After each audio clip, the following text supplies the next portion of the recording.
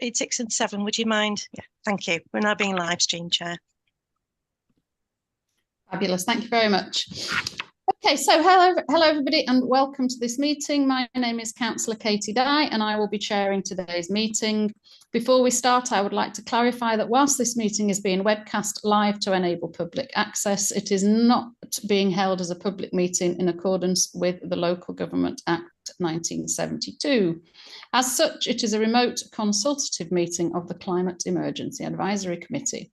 The consultative status of today's meeting means that some of the usual formalities will not take place at the start of the meeting, and the committee will not be in a position to take any formal decisions.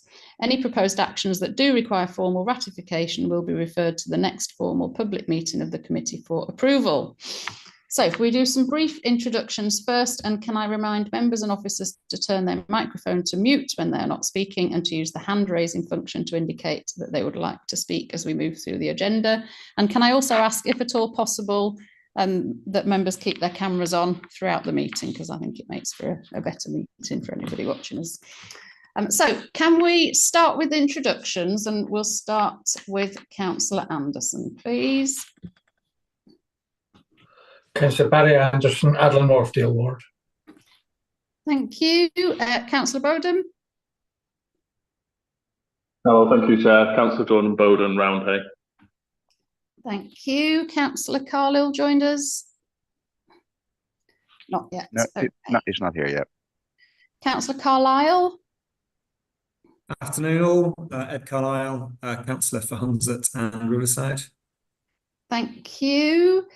Councillor Foster. Hi everybody, Councillor Mike Foster for Ardsley and Robin Hood. Thank you. Councillor Hanan. Good afternoon everybody, Councillor for Headingley High Park. Thank you. Councillor Harrington. Good afternoon everybody, Norma Harrington from Wetherby Ward. Thank you. Councillor McCluskey. Good afternoon, folks. It's Councillor Adrian McCluskey from Farnley and Wortley. Thank you. Do we have Councillor Newton? Okay, Councillor Rafiq. Thanks, Chair. Mohammed Rafiq, Chapel Alton, and I'm also the Exec Board member for Climate, Energy, Environment and Green Spaces. Thank you. Councillor Shazad. Good afternoon and good afternoon everyone. Councillor Mohammed Shazad, Morton and Meanwood Ward. Thank you very much. Councillor Thompson. Good afternoon, Eleanor Thompson, Councillor for Guiseley Road and Ward. And thank you very much, Councillor Tudor. Good afternoon, Councillor John Tudor, Killingbeck and Seacroft Ward. Thank you. So, any other councillors joined us since we started interruptions?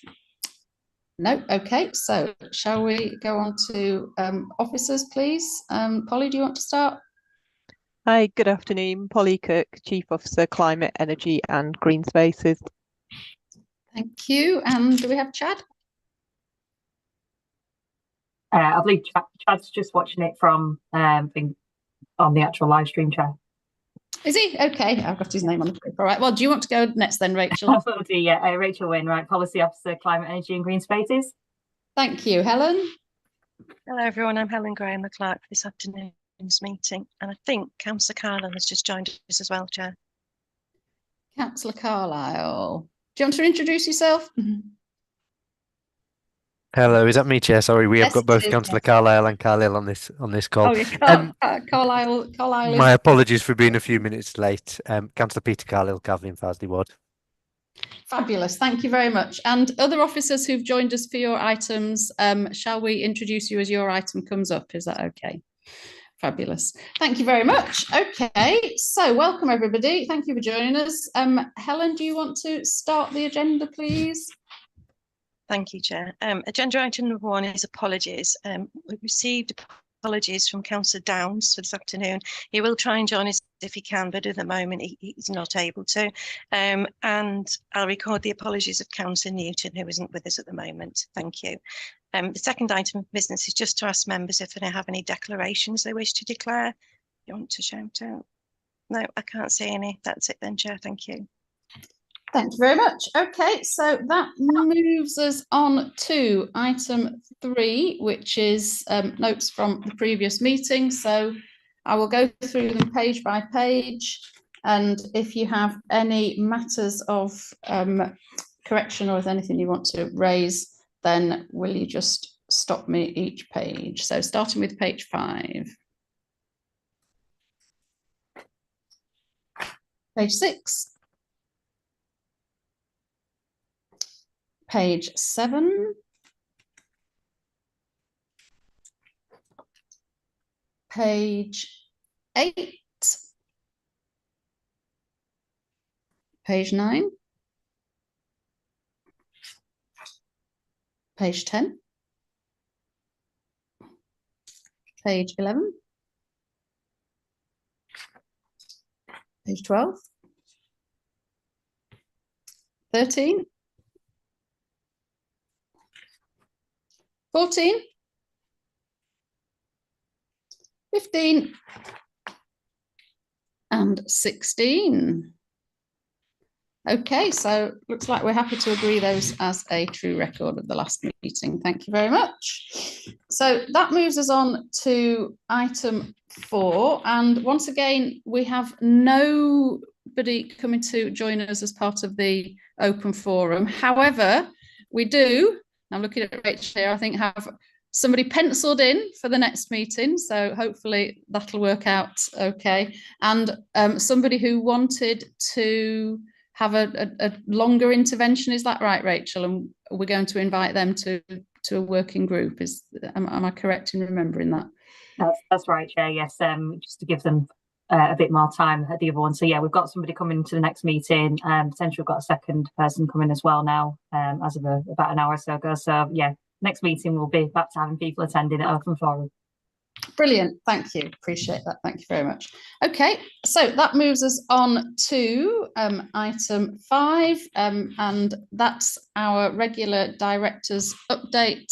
So we invite people on a rolling programme to come and let us know about their contribution to our climate objectives, and it's adults and health. So if you want to introduce yourself, Caroline, and then lead us through your presentation, please. Thank you for coming. Thank you very much, Councillor Dye. Hello, everybody. I'm Caroline Barrier. I'm the Director for Adults and Health. And today I'll be just talking through a number of slides which are specifically about adult social care. You did receive an update from our public health parts of the Directorate back in November, so I won't be repeating those. Hope that's okay. I have got a PowerPoint presentation, but I'm not sure if I will be able to present it, but I'll give it a go. If not, I'll just talk to you whilst I have the slides in front of me. Is that okay? I'll just check if I can share the screen for now. Oh, looks like I might be able to. Can you let me know if it's up? Yeah. It's up. Brilliant. Fabulous. Yeah. Okay. Brilliant, that's good. Okay, so yes, I just wanted to present the elements which relate to our adult social care part of the Directorate. Right, sorry, moving forward, but it doesn't look like it's. There we go. Sorry about that. So our adult services are sort of part of 5. There are 5 different parts of adult social care within the adult social care side of the Directorate, and I'll go through and I'll take us through each one of those and the work that's happening around climate emergency, and also about the climate emergency, about transport as well. So about climate adaptation, and also what we're doing around travel and transport arrangements. So first start off with the biggest part of our Directorate, which is social work and social care services. And starting with our in-house delivery services, we have a number of care homes, what we call care homes and recovery hubs as well, and we've got some day services. And throughout our in-house services, we regularly and routinely refurbish and upgrade over a cycle of months, as and where required. So just updating on 2 of our recovery hubs, the South Recovery Hub and the Northwest Recovery Hub, and 2 of our care homes. We've recently had air source heat pumps fitted, and that makes sure that we're using energy more efficiently. We've also had PV systems fitted to the roofs, so solar, again, helping around sort of energy efficiency. We have made sure that we've got LED lighting fitted throughout our care homes, and one of our care homes has recently been refurbished, and that's Springfield Gardens, and that has had an sort of an energy efficient adaptations to the heating system, and it's had a new roof fitted as well. So quite a high level of refurbishment, all to high climate sort of specification. We're also making bids wherever we can, trying to get lever in funding. And we've had funding bids made for additional decarbonisation in relation to our in-house care homes. They haven't materialised yet. We're just going through the processes for seeking that funding. In other parts of our social work teams, we run a community equipment service, and that is aids and adaptations and support to people to help them live in their own homes. It often includes delivery of bits of equipment and fitting equipment in people's own homes. So for that service, we've moved to an electric fleet of vehicles. Our equipment service has a really good recycling rate, so we collect equipment wherever we can, wherever we know it's recyclable. So we prioritise collection on those items that can be recycled, refurbed, and then let out again and used again. We've got a really good recycling rate both for our telecare and equipment services. Over the last sort of 12 to 18 months, we've been moving to 100% digital on telecare, so we've sort of collected all the old equipment and recycled it into care homes wherever possible. So not wasting old equipment, but utilising it there. We've also got a rota and rostering system within our specific teams, both our reablement services and also our mental health accommodation services.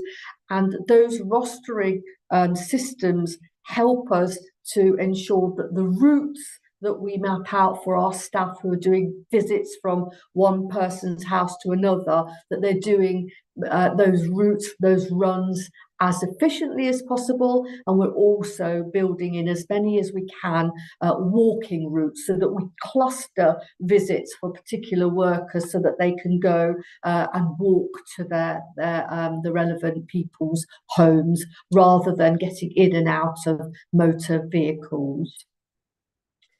The next slide, again, still staying with our social work and social care services. We are encouraging staff to undertake assessments, reviews, conversations with people who require health and care support online whenever we can, including using telephones and doing phone reviews and phone assessments. Obviously, it's not appropriate to do that with everybody, and some people will want and will ask for a face-to-face visit whilst an assessment is done, but wherever it suits people, wherever it suits families, unpaid carers, we will do online or telephone assessments and reviews, and this really does help with, again, getting in the car, driving, getting out of the car again, doing as much as we can remotely. We have previously occupied a number of local authority buildings, council buildings, and in line with our reduction in the use of council buildings and ownership of council buildings over Christmas, just before Christmas in December, early December, our social work staff vacated Adams Court and the Tech North buildings in order for Adams Court to be made available for sale, releasing it, and we've moved our staff into Tribeca and John Charles. So basically most of our social work staff now are based in those two buildings rather than spread across 4 different buildings. We also have our social work operational enabled teams, and they're co-located together with LCH, Leeds Community Healthcare, many of which are actually in Leeds Community Healthcare buildings. So again, reducing the numbers of buildings that we're occupying. Our teams, our social work teams, are also based in specific locality geographical patches, and again that means that staff don't have to travel significant distances when they're having to undertake visits to people's own homes, or if they have to go to a care home, for example, they're all patch based.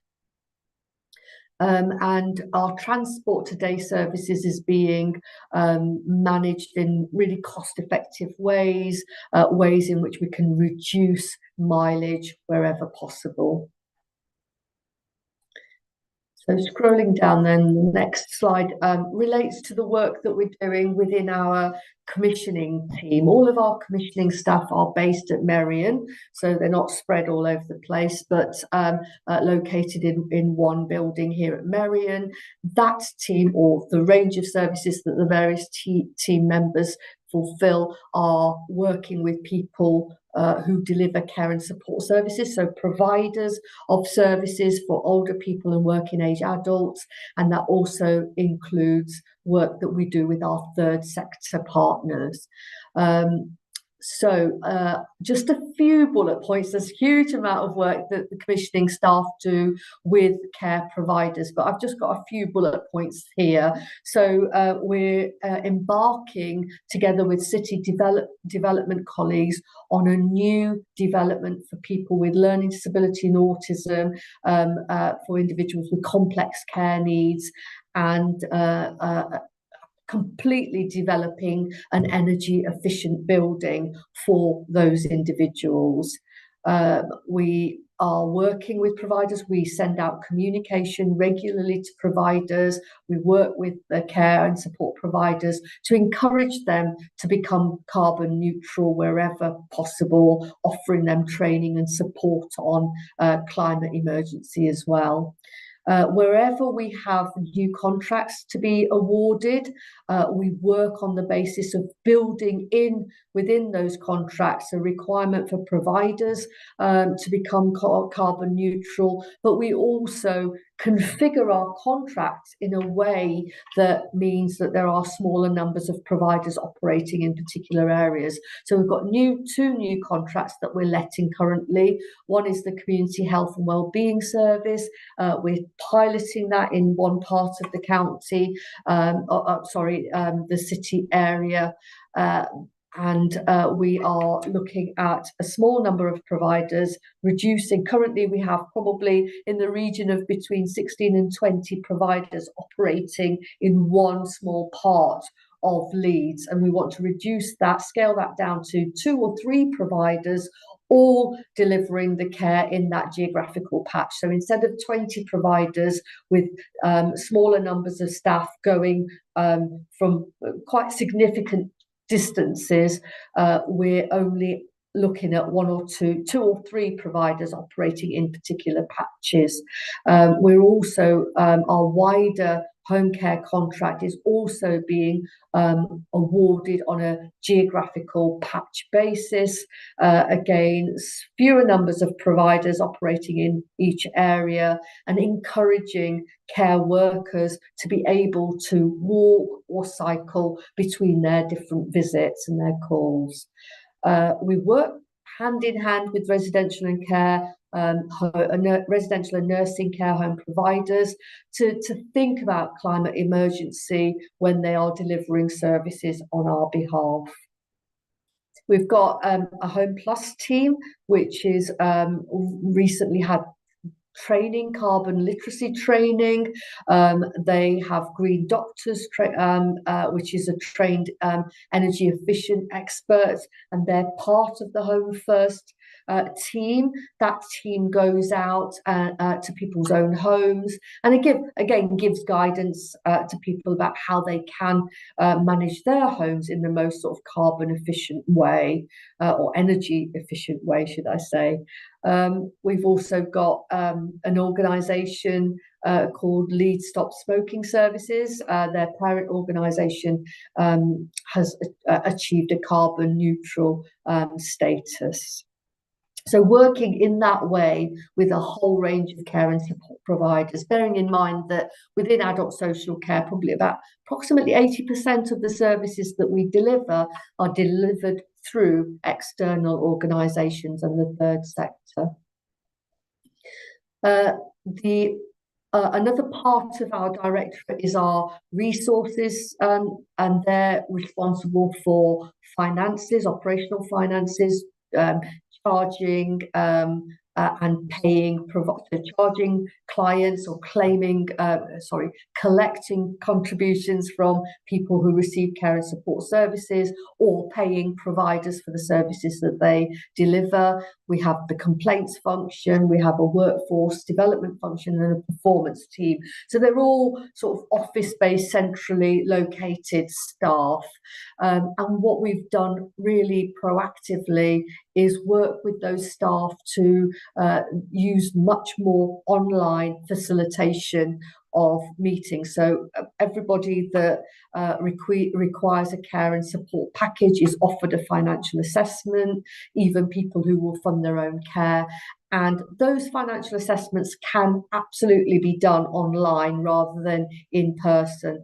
And so we've pretty much moved to online electronic communication by telephone or by Teams or via email. And a lot of information that team needs to collect, they'll do via email rather than going and picking up, bringing back, photocopying documentation, returning it. So really come a long way in changing the way that we work around people who contribute to their care. And billing, also our processes are much more around online facilitation. We encourage people to take up direct debit options. Again, everything is then easy, electronic and swift as well. Our deputy and estates team are moving towards applying their services online as well. And staff are probably by default through the COVID pandemic, people had to work in that way, but people have continued to work from home. They come into the office probably for team days, maybe once a week, once a fortnight, to make sure that they are benefiting from working in a team environment, but wherever possible and in the main, they are working from home. And what that also does is it has helped us to reduce our office space, office requirements as well, because so many of our staff are working from home and reducing travel. Our workforce development team is very much offering team-based training online rather than in person. That we started that during the pandemic. It worked really well, and we've seen no reason why we have to revert to face-to-face in-person training. We also have our We Care Academy, and they work with the wider social care provider market, and they're also doing a lot of work online around local jobs for local people. So leafleting, we encourage providers to leaflet and leaflet drop in the local area to really do what they can to recruit staff who can then be employed to cover a particular patch and do their visits walking rather than requiring the use of either their cars or public transport. And again, more training around face-to-face complaints training, both for our internal staff and externally, has now ended, and we do it all via virtual. And it works well, and we get positive feedback about it as well. So it's a win-win, really. In terms of another part of the directorate, we've got a service transformation team. They are doing a huge amount of work now around digitalisation, and looking at how we can do more around assistive technology, and artificial intelligence as well, AI. Again, trying to speed up the process around assessments and reviews and the face-to-face work that used to happen. Wherever possible, if we can do it online, then that's what we're seeking to do. Again, very much aimed at reducing carbon footprint and delivering efficiencies that way. We are also looking at best practice elsewhere, including some local authorities who are a little bit ahead of the game, or certainly ahead of where we are around digitalising all of their social work assessment and reviewing activity. And we're looking at how we do that ourselves. We're also developing various assessment tools so that people can do their own self-assessment online. So really taking advantage of the approach around hybrid and online activity, rather than going out and doing things in person. And then the final part of the Adult Social Care Directorate includes the Health Partnerships team. Their work is very much around supporting the work of the Health and Wellbeing Board, and very much around how we can work effectively across the health and care sector. So that includes the NHS organisations, our public health colleagues, our care and support providers, our third sector. And they do a lot of work to facilitate, a massive focus around our commitment to the climate. They've actually led and facilitated development sessions across the Health and Care Partnership around the climate commitment and developing the action plan around climate commitment. We've also facilitated loads of discussions around climate change, really making providers and our partners think effectively around how we work in the best possible ways to reduce our carbon footprint. And it's very much part of and built into their strategies and plans as well. We're working with WICA and the West Yorkshire Health and Care Partnership around our commitment, around our Best City ambition around zero carbon. And healthy, environmentally sustainable leads. And the Health Partnership team has been doing huge amounts on that. Also, again, we're looking at hybrid meetings. There was a time pre-COVID where we'd have large numbers of organisations coming in person to rather large venues for meetings, and we're now taking it alternatively. Once a month we might still do in person, but once a month equally we'll do online meetings, again all around reducing cost and efficiencies and carbon footprint as well. We've also, for our partnership boards, we've now we don't print and send out papers. We expect all of our partnership members to have papers available online. So two more slides then. One is around climate adaptation, and this is basically the work that we've been doing over the last 12 months or so around making sure that we within the council ourselves, but also our care and support providers, are adapting to climate change. So we've got a UK Health Security Agency adverse weather and health plan, and that was updated in November last year, and it combined the previous heatwave and cold weather plans for England. So this relates to health and care services, and the plan covers the various climate issues regarding heat and heat waves, making sure people are prepared for heat waves, particularly people who might be older, vulnerable, people in care homes, for example, people living alone in their own homes. We provide, ensure there's a plan in place around cold and adverse weather conditions, times of flood and drought. We've also been doing some work to review the research that is available around all the documentation that is available around climate emergency that's been published. A review was undertaken earlier this year, January, looking at sort of what advice is already available and how we can utilise that advice when we're talking to and passing on to our social care practitioners. And what we've found is that there is inconsistency and variability of communication and the types of information that is sent out. So we're really trying to condense that and make sure that what goes out to people is easy to access and is understandable. We are considering what the sort of adverse climate, the impact that has on our staff as well, on practitioners as well as the people that they support. And really looking at being as proactive as we can rather than being reactive and responsive to weather conditions, being on the front foot and anticipating adverse weather and being prepared. So part of that includes our own staff and what would happen should there be school closures, nursery closures during adverse weather, transport problems, making sure that we're planning to be prepared for those sorts of eventualities. We've got business continuity plans that are regularly and routinely updated and reviewed with our resilience, risk and emergency team to make sure that our in-house services are well prepared and have business continuity in light of adverse weather.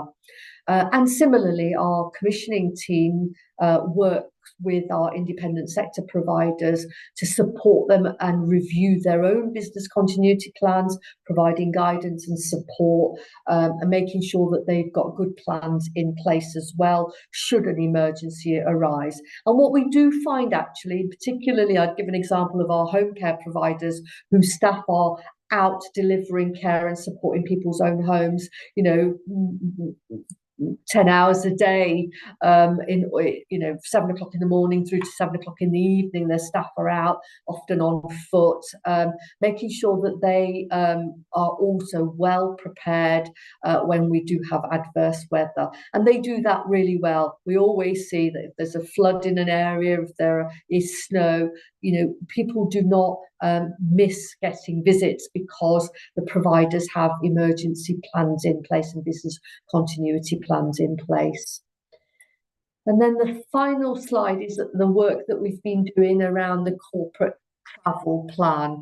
And so we've done a number of things. We're doing a number of things in recent years around how we can reduce the use of travel, particularly people's own vehicles, but also public transport wherever possible as well. So our social work staff are all based in localities, so they're not all based at Merion, having to travel to all parts of the Leeds geography. They're based in their localities, so that reduces the geographical patch that they serve. I've already mentioned that some of our teams, like our financial assessment team, they no longer do home visits. They work work from home, and other staff do sort of patch based. We've increased use of phone and digital assessments. I've already mentioned that, and Teams and online meetings by default. We're also looking at how we can offer training through Teams as well, so that there isn't that expectation that people will come to a venue for training, and hybrid working. But just an example, pre-COVID, the building at Merion alone, we used 4 wings just for adult social care. Adult social care and public health colleagues as well. And we now only have 2 wings that we're using for our staff. Again, this is around hybrid working wherever possible. With Tribeca, we've limited parking spaces, and that is limited to staff who have mobility related issues. So, you know, even parking is discouraged. And we've got evidence of that in terms of since 2021-22, the amount of the funding that we put towards staff who are claiming mileage in terms of car allowance, that has just over the last 3 full years, we've reduced the amount of car allowance claimed by 23%. And corresponding to that, the number of staff using public transport and claiming bus fares, for example, has increased by 51% for that 3-year period as well. So it just really shows how we are encouraging more staff to leave their cars behind, work from home, use public transport wherever possible, and that we're seeing that from a financial benefits perspective as well. So that's it in terms of the presentation. I'll do my best to stop sharing now, and happy to take questions. Thank you very much. That was a really wide-ranging presentation, lots of different things covered. Can I have an indication of anybody who'd like to ask a question, please?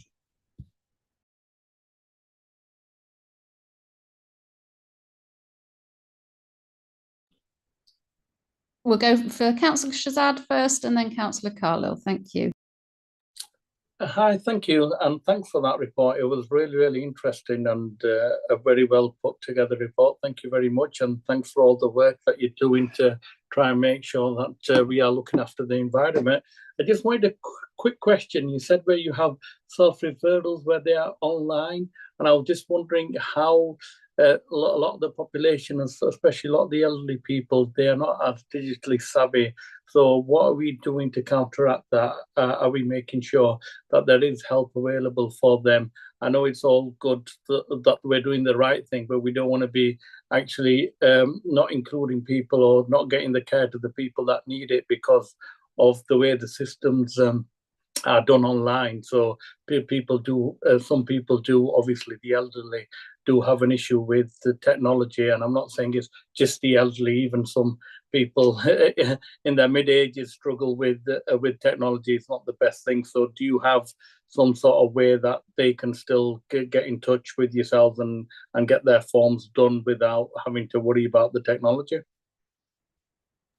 Thank you, Councillor Shahzad. Yes, absolutely. Really important to stress that when a social work assessment is needed, or even a care plan review is undertaken, it's not a default that everybody will have to have it done online or via Teams.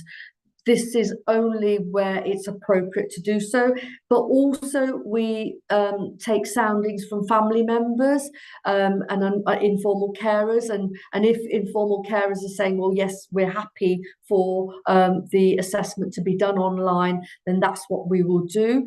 The alternative is that we have what we call talking points, where we hold almost like a surgery. It's a building base, and we say, you know, if you want a social work assessment, we'll if you can get to a building, wherever the talking point is situated, we'll give you a slot, we'll give you an hour slot, please come to this building, and we'll do a face-to-face in person. So we will still facilitate home visits if they're needed.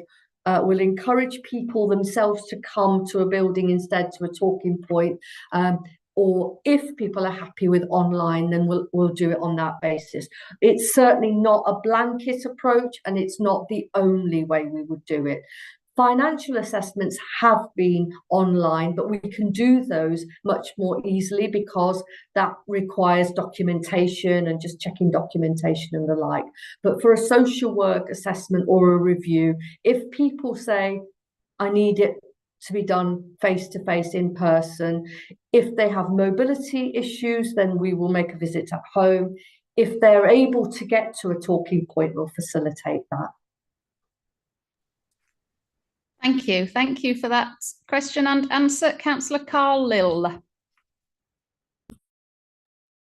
Thank you, Chair. You did come onto it, Caroline, at the end, actually. One of my key questions, one of the questions I was going to ask was around that, encouraging people to walk and cycle between appointments. And I thought it was really good how you were talking about the main thing about coordinating people's work around a local area in a local facility, so that it was reducing the need for people to travel, as well as obviously shifting how people were traveling. I was going to ask, you had some of the figures around the shift to bus transport there. I was going to ask how much shift you'd seen to people walking and cycling. One other point I had was obviously in social work, there's a lot of requirement for people to be using their own vehicles, and I think that's something we've talked of previously when we've had more general reports around the council's use. Is there any assistance that staff have, obviously, to switch to hybrid and electric vehicles, which are a lot more expensive, but would save their emissions that they're undertaking on behalf of the council? I did a couple of wider ones. One I guess is a comment. It was good to see. I mean, procurement is such a big area of your directorate, and we've had a number of points on that in the finance working group that we have, and I know we're expecting an update on that again, so it's good to see how much that's worked. But I just wondered, this is more a question for Polly, actually, around looking at these areas. I know we've had reports before which are more general reports around the different directorates and how much how their emissions go on different services and different requirements they have. So, for instance, social work, I know a lot is on the mileage of fleet of people having to make those journeys to people's houses as they do. I wondered whether, as directorates are coming to help direct us, we could have some of that information appended that I think we've got, so that we can see, obviously, you know, where in a directorate the highest emissions are, so we can help direct our questions, so that we're not asking ones around areas that are small fry compared to larger bits that would be there. That, I guess, that can be a general comment for future meetings anyway. But yeah, those couple of ones really about the shift of transport to walking and cycling, and then any assistance to improve their own vehicles.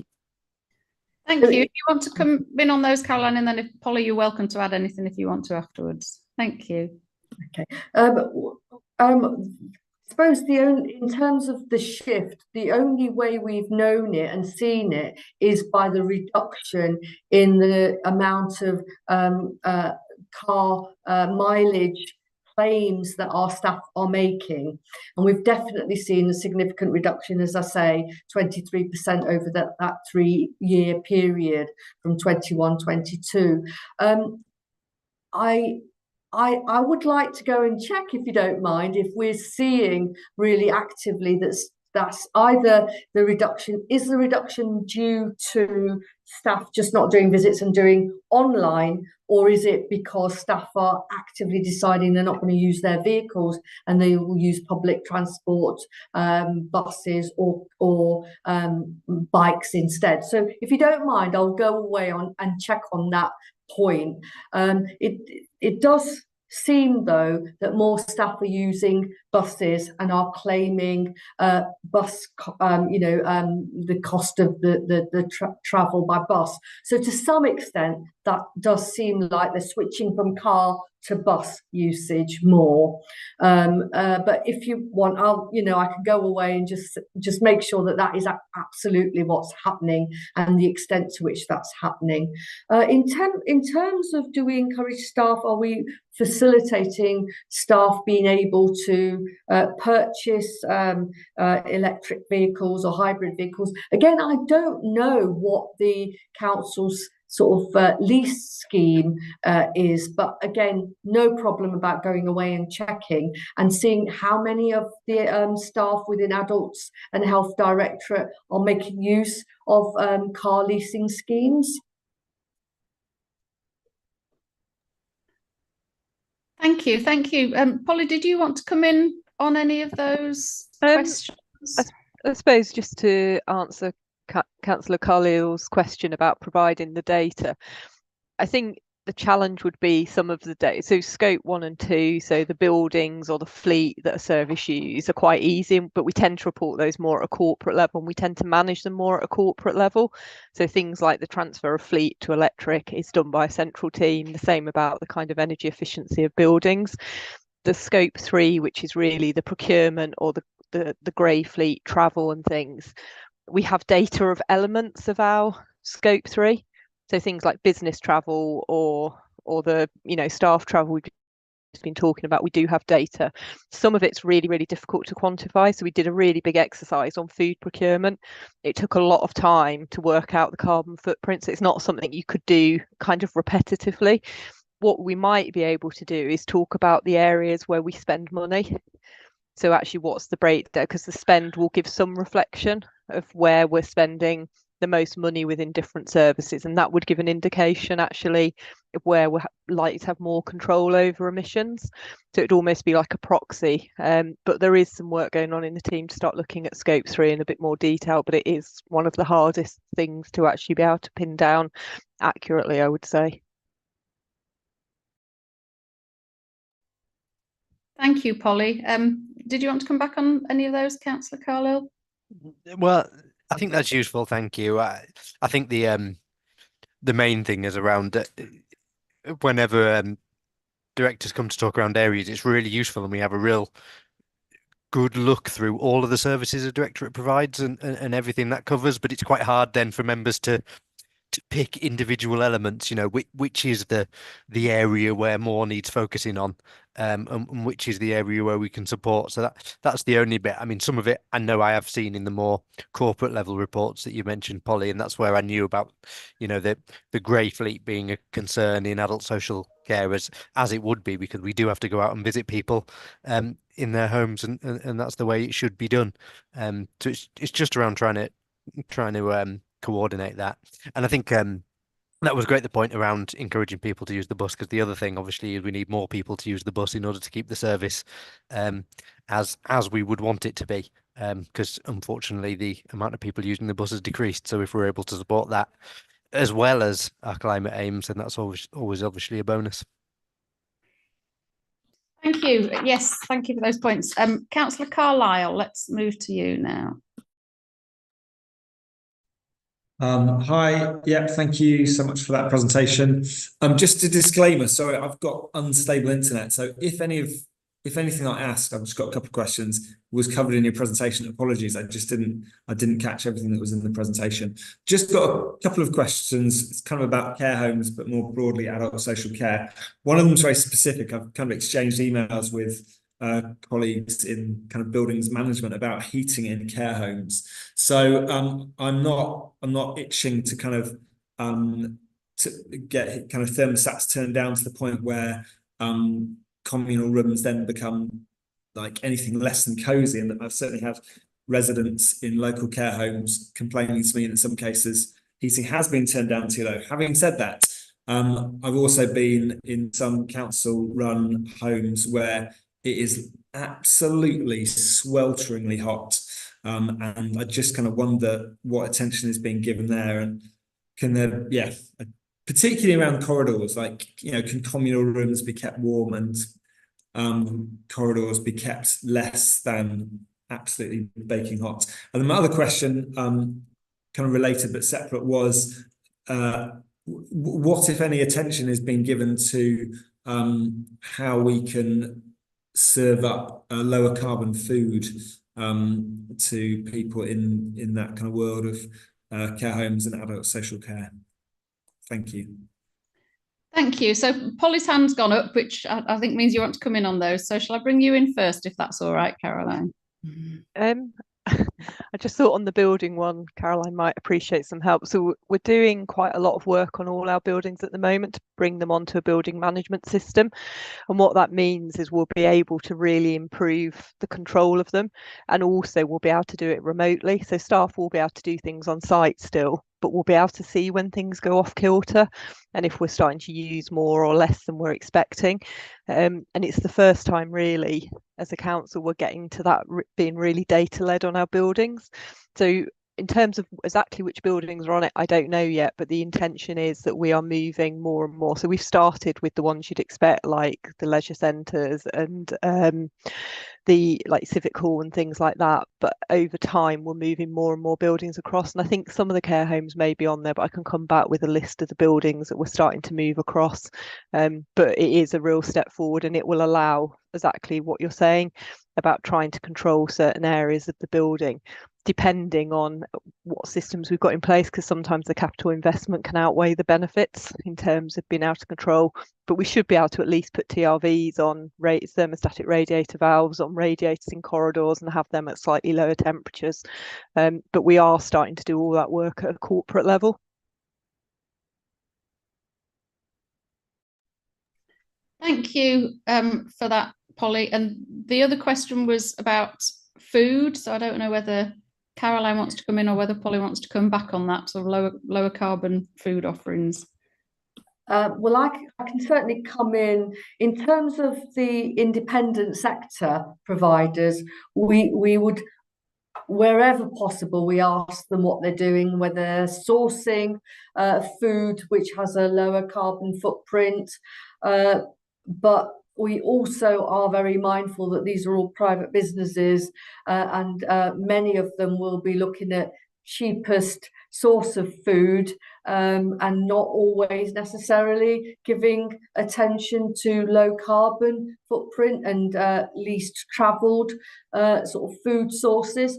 But again, I think it's really helpful and interesting point and useful point that you raised. So I've made a note. I'm just going to ask the question around what we're doing in our discussions with care homes, whether there are any examples of care home providers that are really giving attention to the food sources that they utilise, and whether there's any learning from that we can share more widely.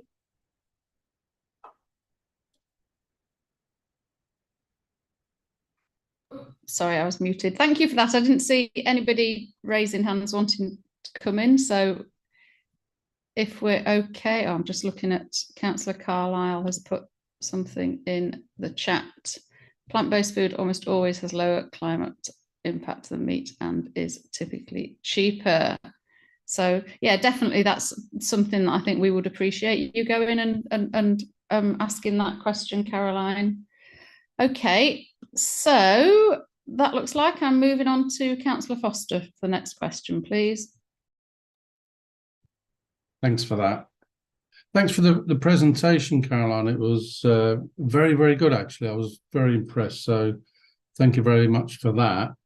To be fair, I wasn't aware of the sort of detail you were going to go into. So I need to make a declaration of interest, because I actually do a bit of work for some third-party care companies in and around Leeds. I do a bit of outreach work. And one of the things I picked up on, the home visits for the social workers, I have a little bit of concern with that, because there's only so much you can do over the phone in a discussion, and quite often going to the residents to their homes will often, what you see with your eyes will give you a better picture of what's going on than what maybe the partner or the person receiving the care will actually tell you.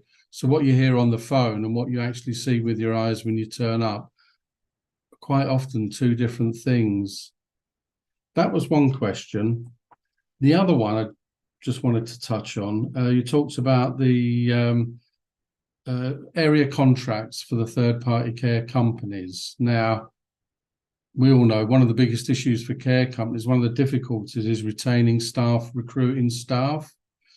So I'm just wondering, is there any concern that by adding additional degrees of difficulty to the third-party companies, is that just going to create even more problems for them? Bearing in mind, that they're already working with a transient workforce, lots of issues with short-term sickness. So yeah, I'd be interested to know what thought you've put into that.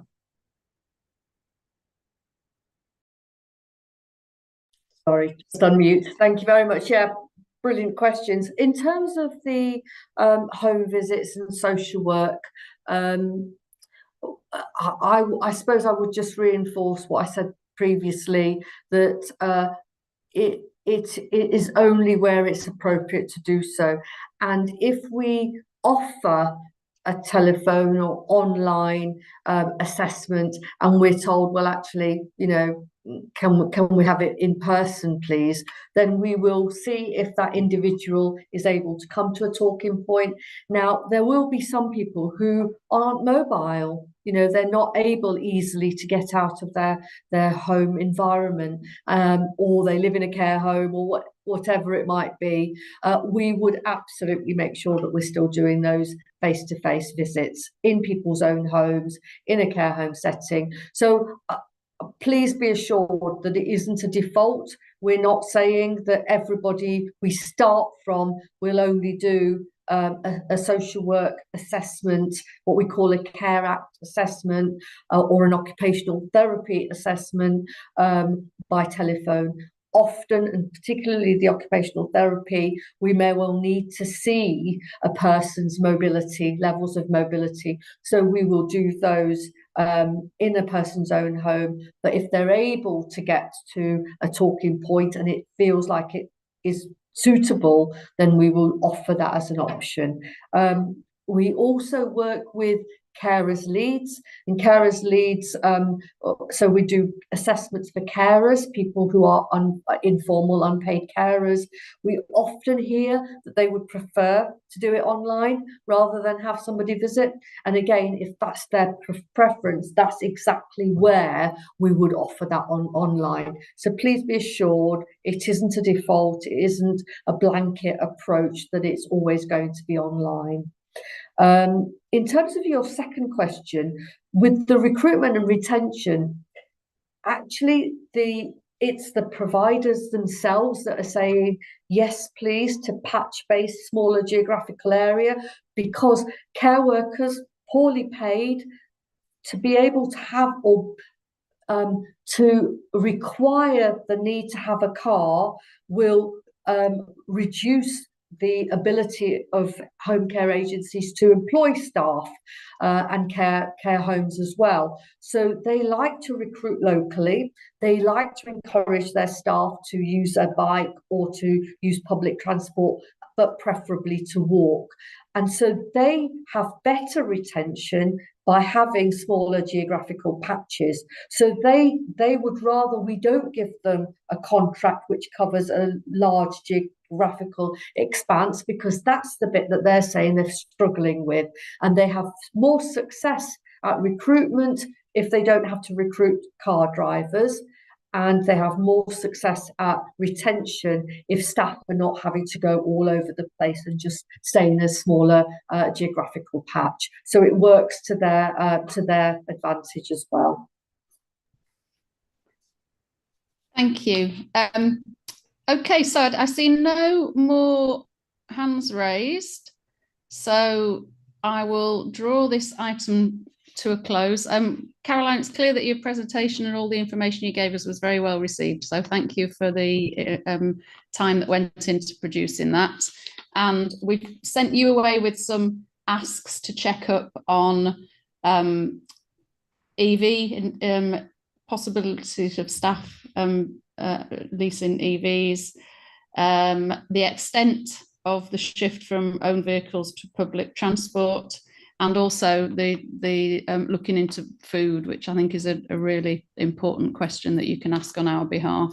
And then one for us really to think about in terms of Councillor Carlisle's question about kind of quantifying emissions from directorates, taking the fact that I appreciate it's a really difficult thing to look at doing. Maybe that's something that we could explore in a working group. I don't know, a future kind of look at that for the next round of directors' interventions that we have. Anyway, I think that's probably enough from me, Caroline. Thank you ever so much for your input. You are free to go about your day. Thank you, and that will move us on. Thanks, Councillor Thank Dye. you. Thanks for coming.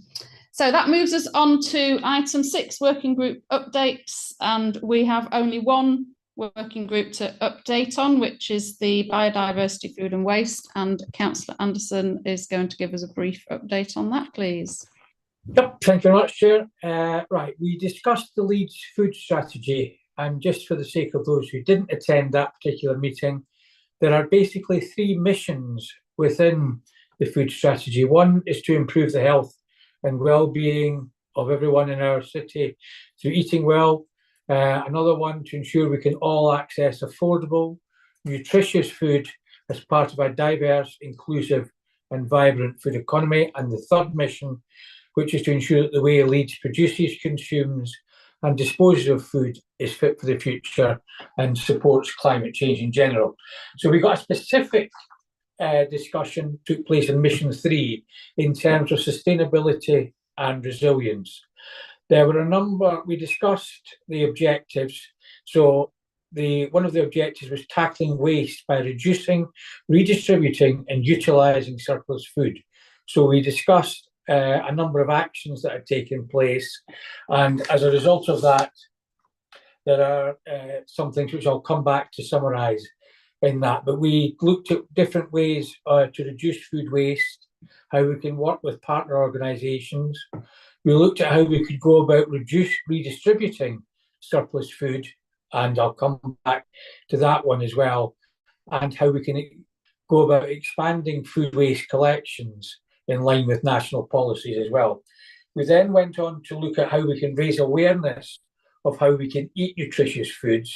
So we talked about carbon labelling, and we also looked at how we can raise the awareness of the environmental impact of different food choices that people are making.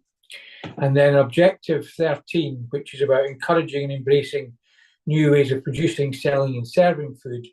We discussed how you could go about growing your own or being done on a community basis. And we also looked at how we could work with various partners. And then in terms of objective 14, how can we go about getting the support of local farmers, and more on that later on.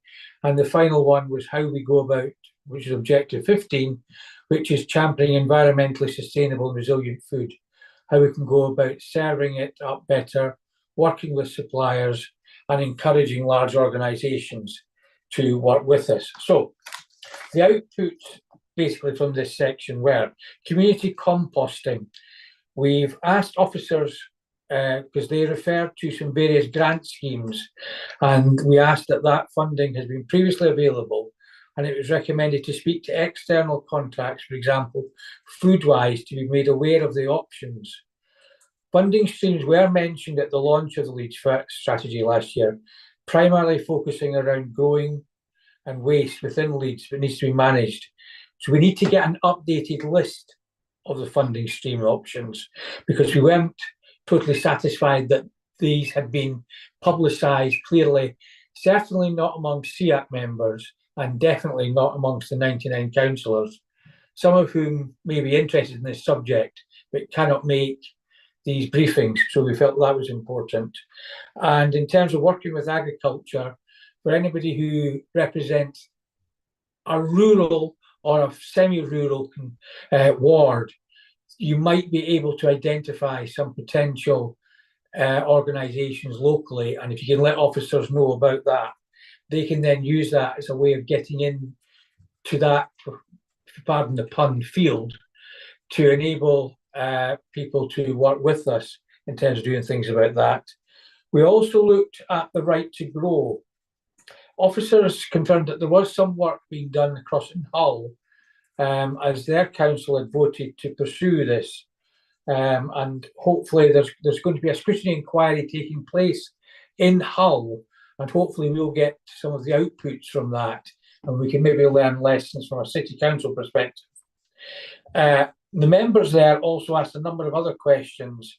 One was on school composting. Members shared experiences of pupils setting up school composting and invited members to visit and participate how this can be done. So if you've got something in your own school and you didn't mention it at that meeting, if you can then get back in touch with Rachel so that she can collate all of this and so that we can have a larger section of things. We also needed to look at how we're going to go about mapping the various parts of the city so that we can see, we can maximise the opportunities in each part and its communities, how we can map what opportunities are available for residents to compost, grow produce, retrieve surplus food, and identify independent retailers. At the moment, and I'm not saying it because she's the chair, if you're in Seacroft, you've probably got a good chance of being able to get in touch with these sort of things because of the work. In other parts of the city, there's still work to be done. Let's put it like that. So we're still looking at what more we can do. Community windfall. I asked the question, what about community windfall? Can we get people to go along and pick up what's fallen down? And I think, if I remember correctly, Councillor Thompson, if you want to go in here, you actually got the law clarified, didn't you? I did, and I think we found that you could potentially have been in trouble, but probably nobody would do anything about it. So I think in theory, if it's, it's not likely somebody would make a fuss, but there is something of a clear legal line. If it's fallen off the tree, you shouldn't theoretically, you should theoretically give it back to the house from which it came from. And I presume if it's council land that the trees emptied their fruit out on, and hopefully Polly won't instruct any officers to take action against any member of the public that removes it. But she has to reserve the right to do so if in one instance it just went over the score. But in general terms, we thought if that was made available, we could actually help some people get access to fruit that they might not normally be able to get access to. So we need to work on that locally. And we also, surplus food. How can we best share to residents about surplus food, utilising the networks within each of our wards? Allotments, how do we address the demand for these? And we've got, some of us have been attending workshops at Development Plans Panel. I think it's maybe incumbent upon us to argue for those at the Development Plans Panel when we're developing our next strategy, to try and get some land set aside so that allotments can be allocated. And the final thing that we did at that particular session is, you may or may not have seen at the exec board, there was a paper about biodiversity, net gain credits, and how we're going to go about it. Polly came along and briefed us on that. I'm not going to go into any great detail on it, but it's sufficient to say we will take the credits, we'll then sell them to the developers, and hopefully we'll get some concentration in various parts of the city that will see biodiversity net gains. So that's basically a quick tour. I know it took longer than 5 minutes because you all know I can never fit anything in 5 minutes, but hopefully that's given you some flavour as to what we discussed on the day. Thank you. Thank you for the update. Thank you for chairing the meeting and a really detailed summary. And if any of you that either were at the meeting or who were not at the meeting have anything that was mentioned that you can feed back from a local perspective, then I'm sure Rachel wouldn't mind you getting in touch and collating that so that we can share it best across the city. Thank you. Kind of just wanted to pick up on the scrutiny that you mentioned from Hull. It would be good to see that coming back to a further working group so that we can look at how that went. And that neatly leads me into the next working group dates. Rachel, can you share when they will be, please? Yes, that won't be a moment, Chair. I'd literally just closed that down, so what you say. Moment. Yes, we do have the rearranged economy and finance group on Monday the 11th of March, 10 while 12. And just due to obviously this time of year, how we've got to try and fit things in before obviously pre-election period, we've got the rearranged planning, buildings and energy group on Friday the 15th of March, 1:30 in the afternoon till 3:30. It's just worth noting that the other remaining working group, the community and business engagement, what we're doing is we're looking at actually feeding the actions from that into one of the first workshops, just due to obviously, as most of you will know, obviously with Chad leaving the team, it was just obviously unable, just with other commitments and everything to fit in, to actually fit in this municipal year, it'd be a bit of a stretch. Okay, thank you for that, Rachel. And as always, you are all very welcome to come along, as is anybody else. So please share those dates widely, because we get a better discussion if we get lots of people along. So thank you very much for that. That moves us on to item 7, which is air quality and climate. And that is over to you, Andy, if you wouldn't mind introducing yourself for anybody who doesn't know you, and then please feel free to start. Thank you. Thanks, Judah.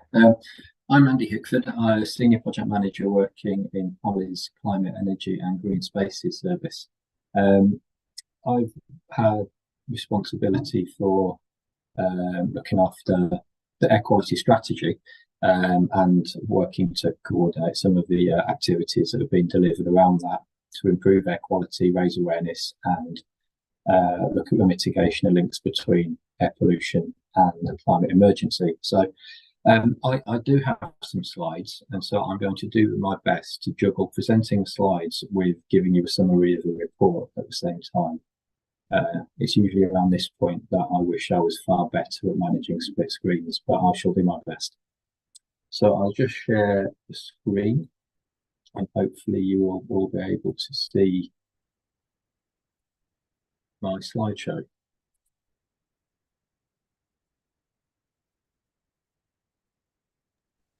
Can see it, Andy. Brilliant, thank you. So I'm just going to start running through that. So essentially, I suppose what we want to start off with is the broadly positive news, and that is that air quality is and has been and is continuing to show improvements. So the screen we've got up now is based on our automatic urban and rural network affiliated stations, which report to DEFRA on NO2. So NO2 is. Can I just, sorry, Andy, can I just ask, is it possible for you to switch the display settings? So I'm no technical expert, but I think we're seeing a slide that's got the next slide and any notes. Can you do some, is there something that says switch presenter view or something? I'll do my best. Let's see. And anybody who's more technically minded, please feel free to chip in about how that might happen. Slide I'm showing. I've had this before and I found it really difficult to change on Zoom. Yeah, it's a Zoom thing rather than Oh, it's gone now. So now that's it. That's super. Yes. Brilliant. Thank you very much. I think I managed to hide presenter screen. So, okay. After that. Brilliant. Thank you. Sorry for interrupting. Well, no, it was good. It was. I appreciate you pointing that out, Chair, because that would have been annoying for you all. So yes, NO2 levels in the city, as can be seen and as are best demonstrated historically, have continued to drop over the last decade or so. So this slide shows essentially where we compare with the national air quality legislative limits, which is a dotted line indicating 40 micrograms of NO2 per cubic metre. So from 2017 onwards, we've been below that level based on annual averages recorded at the Leeds Centre and Headingley live monitoring stations that we have. 2020 clearly shows a more significant drop, which can be attributed to some extent to the reduction in traffic due to COVID, although critically we haven't seen a return to 2018 or 2019 levels in the subsequent years. So just as an introduction to air quality, that is a broadly positive picture. So we're also interested in particulate matter. I'll come on to those into what those mean in a little more depth in terms of air quality and climate in a sec. But again, we can just show that historically we have been below national air quality limits. In this case, the national air quality limits are 20 micrograms per cubic metre, with our automatic monitoring stations again indicating historically that we've been comfortably below that level.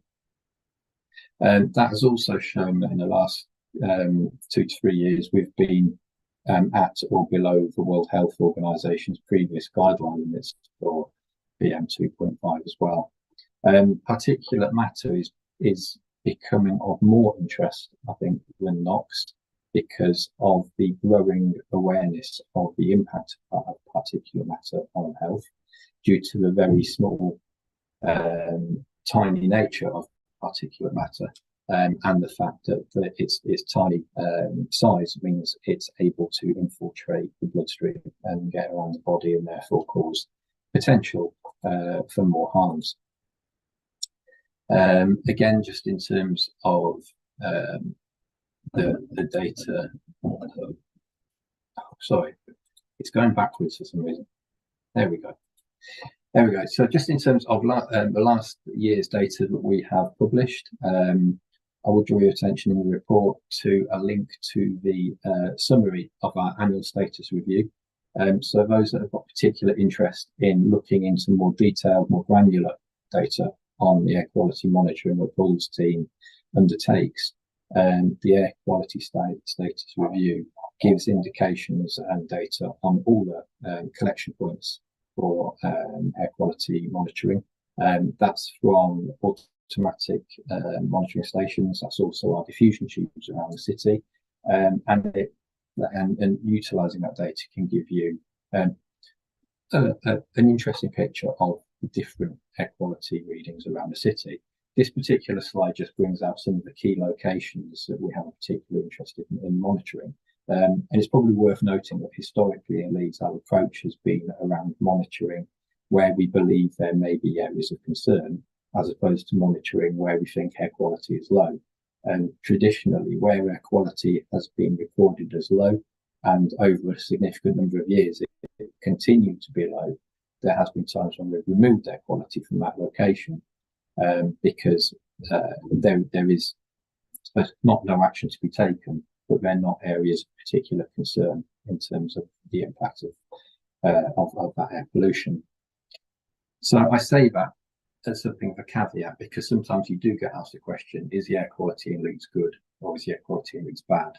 You cannot give a straight yes or no, as this slide indicates, because it varies hugely in terms of where you are and also what kind of air pollution you're talking about. This slide shows the NO2 levels around the city at different key locations, which I'm sure you will be familiar with. But again, it shows on a month-by-month basis with monthly averages, monthly means, that the NO2 was recording at below the 40 microgram limit, with the exception of Bishopgate Street, or aka the Dark Arches, which is an area where we've been keen to monitor because it does have high levels, although it's not an area of concern for government for DEFRA on the basis of its non-residential status. What I would say is the data stops in July, not because we were trying to hide anything, but purely because of the works that have been undertaken in that area meant that the monitoring station was covered, and therefore the data wouldn't be recorded and wouldn't be accurate. However, we are seeing that now that monitoring in that area has been resumed, we're seeing significant improvement from historical figures in that location, and that will be linked to the changes in transport measures in that area, the limits on what kind of traffic can use that, and the cleaner vehicles that remain at that location. So typically, this tells us that the Leeds Air Quality Strategy is supporting a general improvement in air quality across the city. However, as we've always said, there's no safe level of air pollution, and so therefore tackling air quality remains a council priority. And of course, it's very much linked to the best city ambition. There's clear links to zero carbon, health and well-being, as well as secondary links to inclusive growth in terms of how we link this to green economy, sustainable economy, supporting new technologies and so on, which are linked to decarbonisation and improvement of air quality.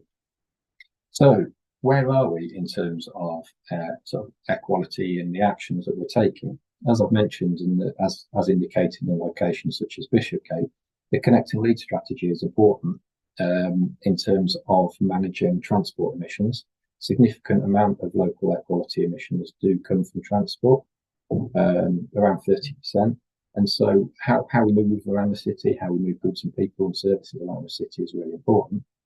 Just as Caroline was talking about what they're doing in adults around that, it's significant around how we move everyone.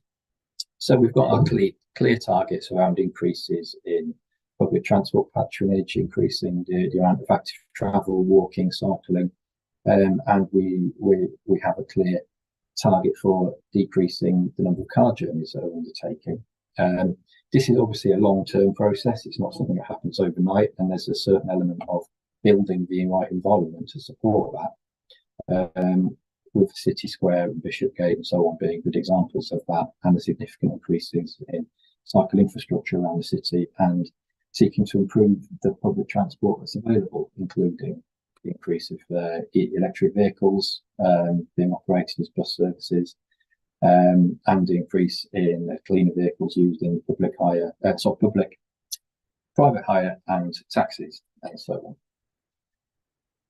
So in terms of pollution sources, I think probably we've talked an awful lot about transport. It's familiar to a lot of us, and we talk a lot about NO2 and particulate matter from transport in terms of discussions around air quality.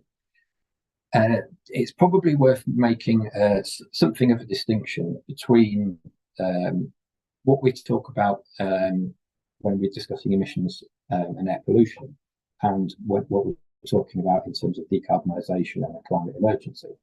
So NOx in particular tends to be a local pollutant in terms of the concentrations are close to the source of the pollution. So emissions from transport, NOx emissions from transport will tend to be concentrated at the curbside and will quickly diminish as further away you get from the curb. But obviously it's important in terms of exposure that we continue to reduce those emissions, because people will spend a certain amount of time travelling or adjacent to roads or their workplaces, educational locations or so on, may be close to those curbside sources. Particulate matter, again, can be localised, albeit it will tend to have greater sources which are not urban and which are spread around different sources, not just transport, but beyond transport, such as industry, domestic combustion, manufacture, as well as natural sources. This chart aims to show just how that difference has changed, so how the sources have changed over time, which broadly shows a picture of a reduction in particulate matter between 1990 and 2020, which is positive, but highlights the fact that we need to look at both from an air quality perspective, more than just transport as a source of air pollution and therefore exposure to air pollution. This data was taken from the Chief Medical Officer's report on air quality, which was published around 18 months ago. And is really useful and valid in terms of broadening our understanding, but also broadening our understanding of what needs to be done as part of our ongoing work on the air quality strategy. What it does highlight, and what the Chief Medical Officer report highlights, is the fact that there are significant risks from exposure to air pollution in the locations where we spend the most time. So typically that may be at home or the workplace. So it's really important that we look at some of the sources of air pollution in those locations, because the health impacts from air pollution tend to be based on your long-term exposure, as opposed to just your short-term exposure to high concentrations, such as you might find at the curbside. So this again is from the Chief Medical Officer's report. It's from the Royal College of Physicians, and it seeks to identify some of the different sources of air pollution that might be found around the home. What we have found is particularly significant are the heating and eating elements of that. So this is all relatively new research. So the field is growing in terms of the amount of research that's being undertaken on this. And the challenge is probably worth stating is being that it's very difficult to monitor in private spaces, because typically homes, workplaces and so on are private spaces. And so the data is less than you'd see for external air quality, whereby we've got traditional long-term methods of capturing data through things like diffusion served networks and so on, which have been linked to roadside and transport emissions. However, what we are seeing from the expert analysis that's being done is that there is growing concern about internal air pollution and therefore the impact it has on health. So a recent study that was being undertaken Europe-wide by this NGO called CLASS has carried out a significant amount of testing around European homes based on the method of cooking that's used.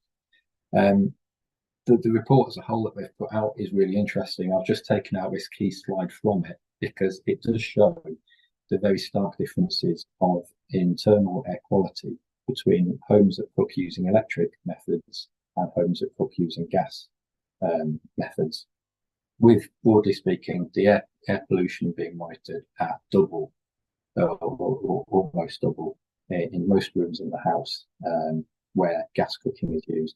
So that presents us with something of a challenge in terms of how we look to address that, particularly on the basis that most cooking is a personal choice, it's a domestic choice. In some cases, there may be cultural choices behind how people cook. And so we need to think carefully about how we put across this as public health messaging, but also how we look at this in terms of our own responsibilities as landlords across our own estate.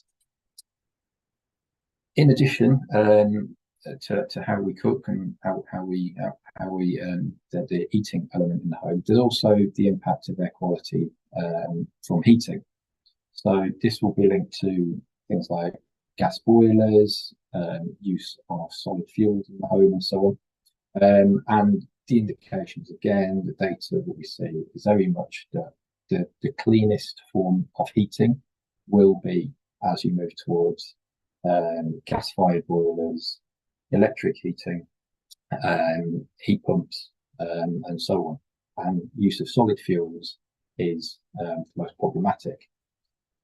The challenge we have is that, particularly around things like the cost of living crisis and so on, people have seen burning of solid fuel as something of a cheaper option and a slightly more accessible option in some cases, whereby people have been able to obtain such materials to burn through different sources.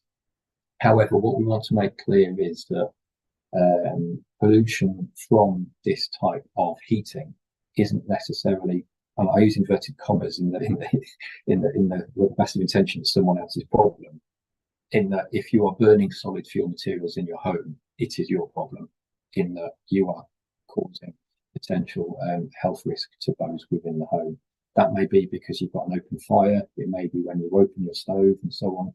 And it can just be because, for example, your chimney isn't properly maintained or serviced, and you will get significant blowback of the pollutants from your solid fuel burning. So again, this is a challenge for us in terms of how we look to present this.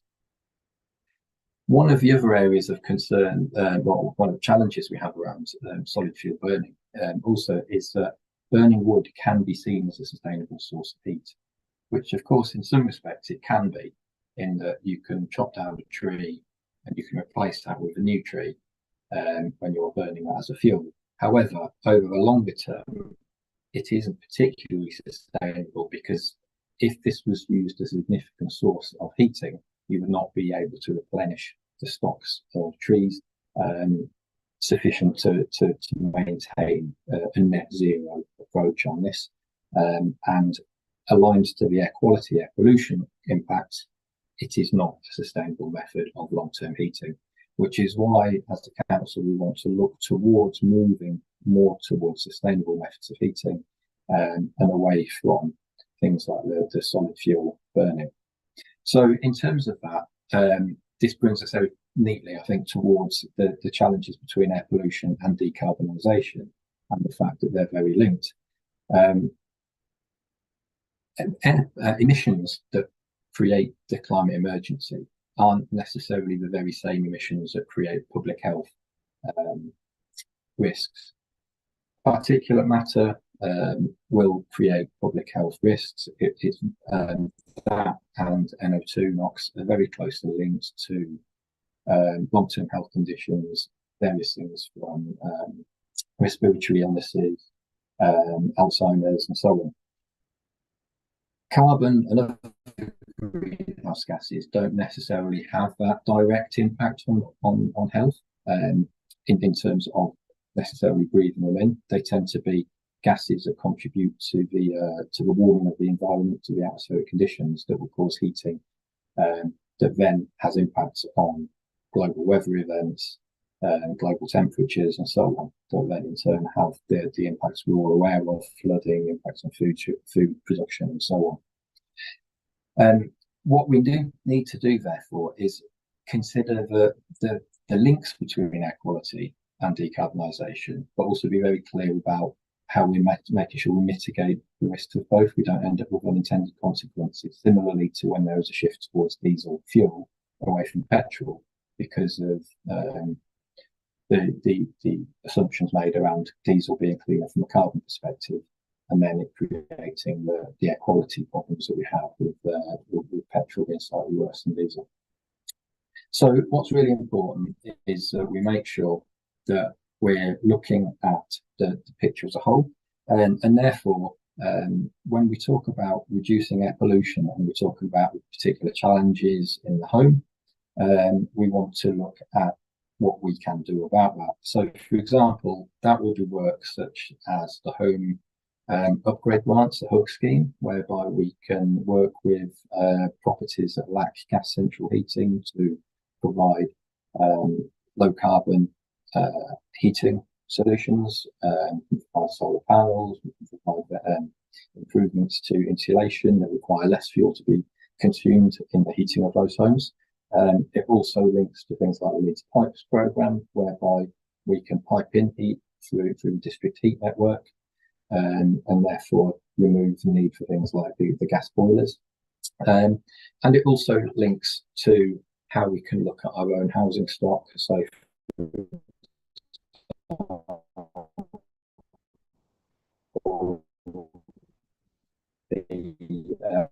policies that our housing team are replaced whereby new builds are built with electric connections for cooking, gas connections and electric connections for cooking, and really making sure we've got that aligned, coordinated approach.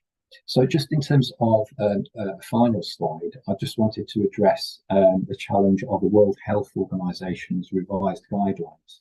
The air quality strategy, when published in 2021, committed to what were then the World Health Organization recommended limits, which were set in 2006. And for PM 2.5, that was a 10 microgram limit, which, as I've referenced before, Leeds has been at or just below over the last few years. The WHO in 2021, after our strategy was published, reduced that guideline level to 5 micrograms per cubic meter. That wasn't an immediate reduction. It's a long-term reduction through step change, but it still means that it's quite a challenge to meet. There is an exec board report that's going in March, which will refer to this, as well as providing a lot more background on some of the public health aspects of work we're doing, and some of the other work around improving our monitoring and so on.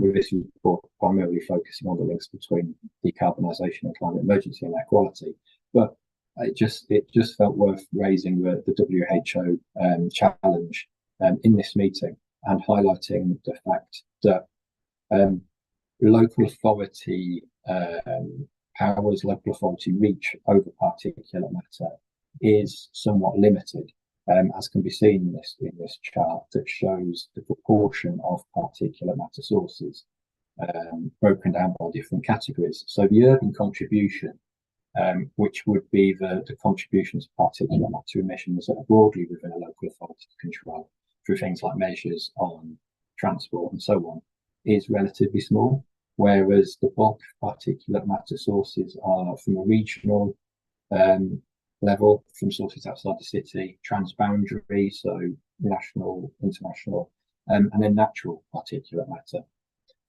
What I think is interesting with particulate matter categorised first from natural sources, it may include things like Saharan dust, which does impact us in Leeds, believe it or not, but it also includes things like moorland and forest fires. And I think, just as a kind of final comment, I think that's really interesting because that shows a real direct link between the impacts of the climate changing with its inherent risks of greater heat events, significant risk of forest fires, wildfires and so on, and the direct link towards the risk of worsening air pollution. So it really does, I think, tie together the links between air pollution and the climate emergency in terms of how we need to make sure that these are all aligned.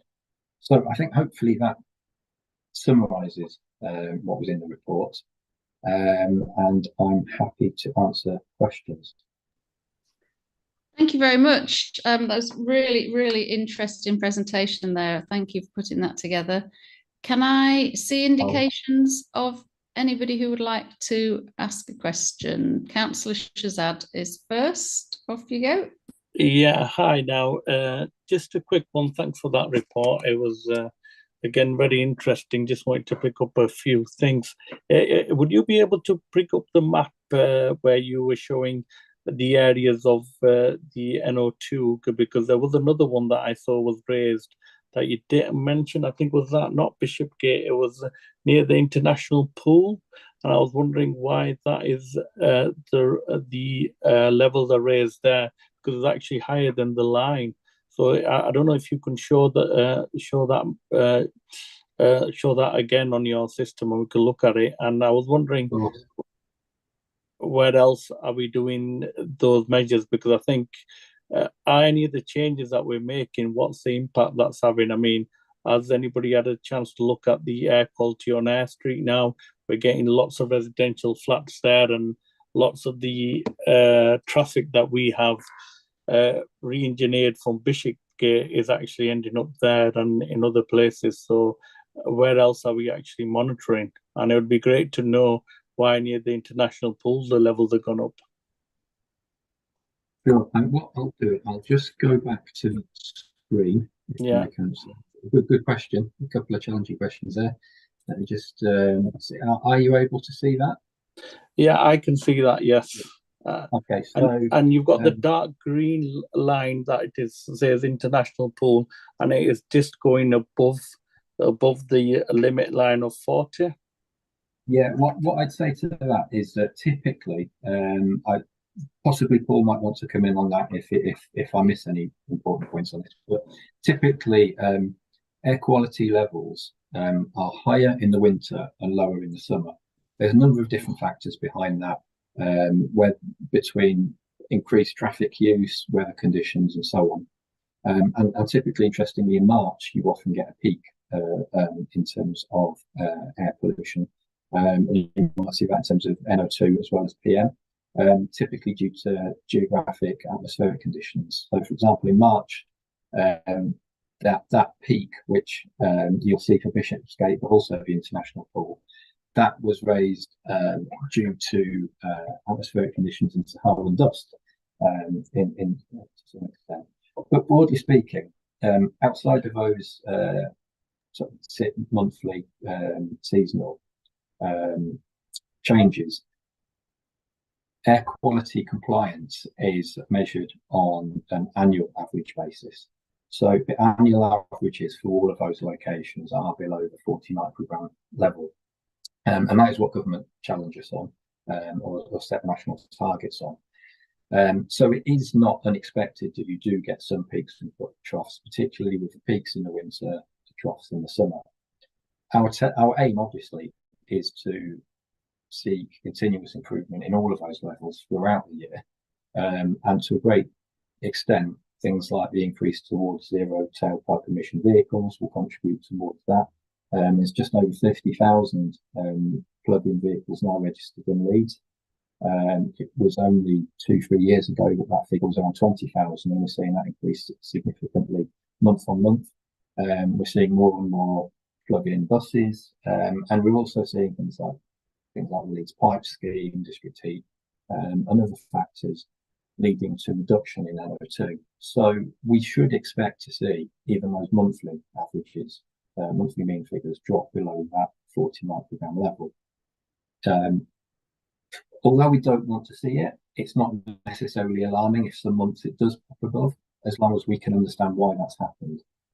Broadly speaking, we can determine that. The key factor is, though, that we meet those annual averages. I think to answer your next question about, for example, the risk of displacement, I suppose, for example, the Bishopgate Street changes, any sort of highways type projects will have air quality assessments as part of them, and they will look at displacement of displacement activity, both in terms of whilst schemes are being undertaken, but also as part of the long-term planning of those schemes. I won't pretend to have a detailed understanding of those. Again, Paul might have more to add on that, but fundamentally, the schemes are designed both in terms of managing congestion in those local areas, but in terms of meeting broader citywide transport objectives as outlined in the Connecting Leeds strategy. And therefore, they will be designed to support improvements in decarbonisation of transport and the way people move around the city, but also through that improving their quality. So, I mean, I could ask for specific information on the scheme around Bishopsgate for that and feed that back if that was required. But broadly speaking, there is that assessment of transport schemes and long-term impacts on air quality. And similarly, for new developments, the planning team also undertake assessment of various aspects of the impacts of any new developments, but air quality is again one of those. And as part of mitigating measures around that, there are conditions put in place around transport, such as requirement for charge points. There's also assessment of traffic impact and air quality impact, and there will be obligations put on the developers to mitigate any particular concerns that were raised through that planning approval process. So, I apologise if I've missed any of your questions there, but I think key is that points, okay, Shazad? Yeah, for that one, that's fine. And it was good to, I mean, I could see on the graph all the way from June it's starting to go up, so it might be linked, but June is the summertime. So, and obviously these are for 2022. So maybe we could see what's happening with air quality if you got the more up-to-date 2023 figures. That would be a start. And also, I did see the graphs for the cooking, and obviously traditionally I think lots of people prefer to use gas cookers, and I don't know what we can do to actually then maybe encourage people to use the electric cookers, which are probably better for the environment. I mean, it depends on have you got, you know, any opportunities where cooking classes, and especially I think it's more to the ethnically diverse communities. They are traditionally used to like gas burning, where the fire is actually burning, like that. They normally come from communities or countries where they've had like either gas stoves or where they've been burning wood, where they could see the gas flame, and it's a traditional thing where you feel like that the cooking is done better and it tastes better on a gas flame. So, I mean, that could be something maybe we could take it back to the communities group as well, discuss it there, but see how we could maybe educate communities that the cooking can still be the same on the electric gas fire rather than the gas fire. So that could maybe help households to actually bring down their emissions. So yeah, so thanks for that, and thanks for the presentation. And it'd be great to have an update regarding the emissions, and especially with now most of the roadworks, all the changes in the city centre are done. So it would be good to see how things have improved, or how our projects have actually helped the air quality in the Leeds City Centre. So that would be great. Thank you. Thank you. I just sorry, Councillor Chair. I was just going to respond to Councillor Shihab just to say that we would report annually, and the figures for 2023 will be based on the averages monitored over that period. But Paul's team have to do a certain amount of sort of data validation and data correction on those figures, and those will be published as part of the annual status report for 2024. But I'm sure as soon as any information is available, Paul's team would seek to make that accessible to you. And I totally support your comments on the cultural aspect of the cooking. That's something we have discussed with public health colleagues as well, in terms of how we shape any messaging on this. And that's certainly been something that's been observed in national conversations I've had on this too. This is quite a new area of work, so it is very much something to be shaped, and I think your comments would be absolutely welcome on that. Thank you. Okay, let's move on to Councillor Carlisle, please. Hi, yeah, just a specific query about something called MCS, which I had no idea existed until recently. It's multiple chemical sensitivity. It is allegedly, says the internet, a kind of controversial kind of field of health, where there's somebody I know who basically says he has a strong reaction to a lot of the things that you like, domestic things that you listed within your presentation around kind of aerosols and paints and petroleum-based stuff within homes. And he says it's very, very debilitating. I was just wondering, is MCS at all on your radar? If it's not, that's fine. I think it is. It seems to be a very niche thing, but I just wanted to know if it is on our radar as a council. For me, I don't know if Paul's aware of anything on that, but I'll hands up. I'm not aware of MCS. I suspect that if it's very much limited to things like chemical products, paint products, and so on, it will be something that might be under the remit of, I suppose, consumer protection in terms of ingredients that are allowed in products, and therefore possibly part of trade description. I suspect it's probably maybe a new area of research that's being uncovered, as much as some of this debate around things like how we cook, the fuels that are being used to cook is quite new. The whole concept of indoor air pollution is relatively untapped research-wise. So I would suggest it's probably not the first, not the last I'm going to hear of it, and it's probably definitely something we want to keep an eye on. I mean, I'll be quite happy if you've got any links that you have to share to have a look at that. I suppose the challenge will be is what role do local authorities have to play in that, in terms of what powers we might have, but where we can include it in terms of education, communication, or so on, it would be interesting. Thank you. So I'm just conscious of the time we've got left, and we've got 2 more items to come. So can we keep questions and responses relatively brief on this item then, please? Councillor Thompson. Thank you. Yeah, I'll try and be really quick.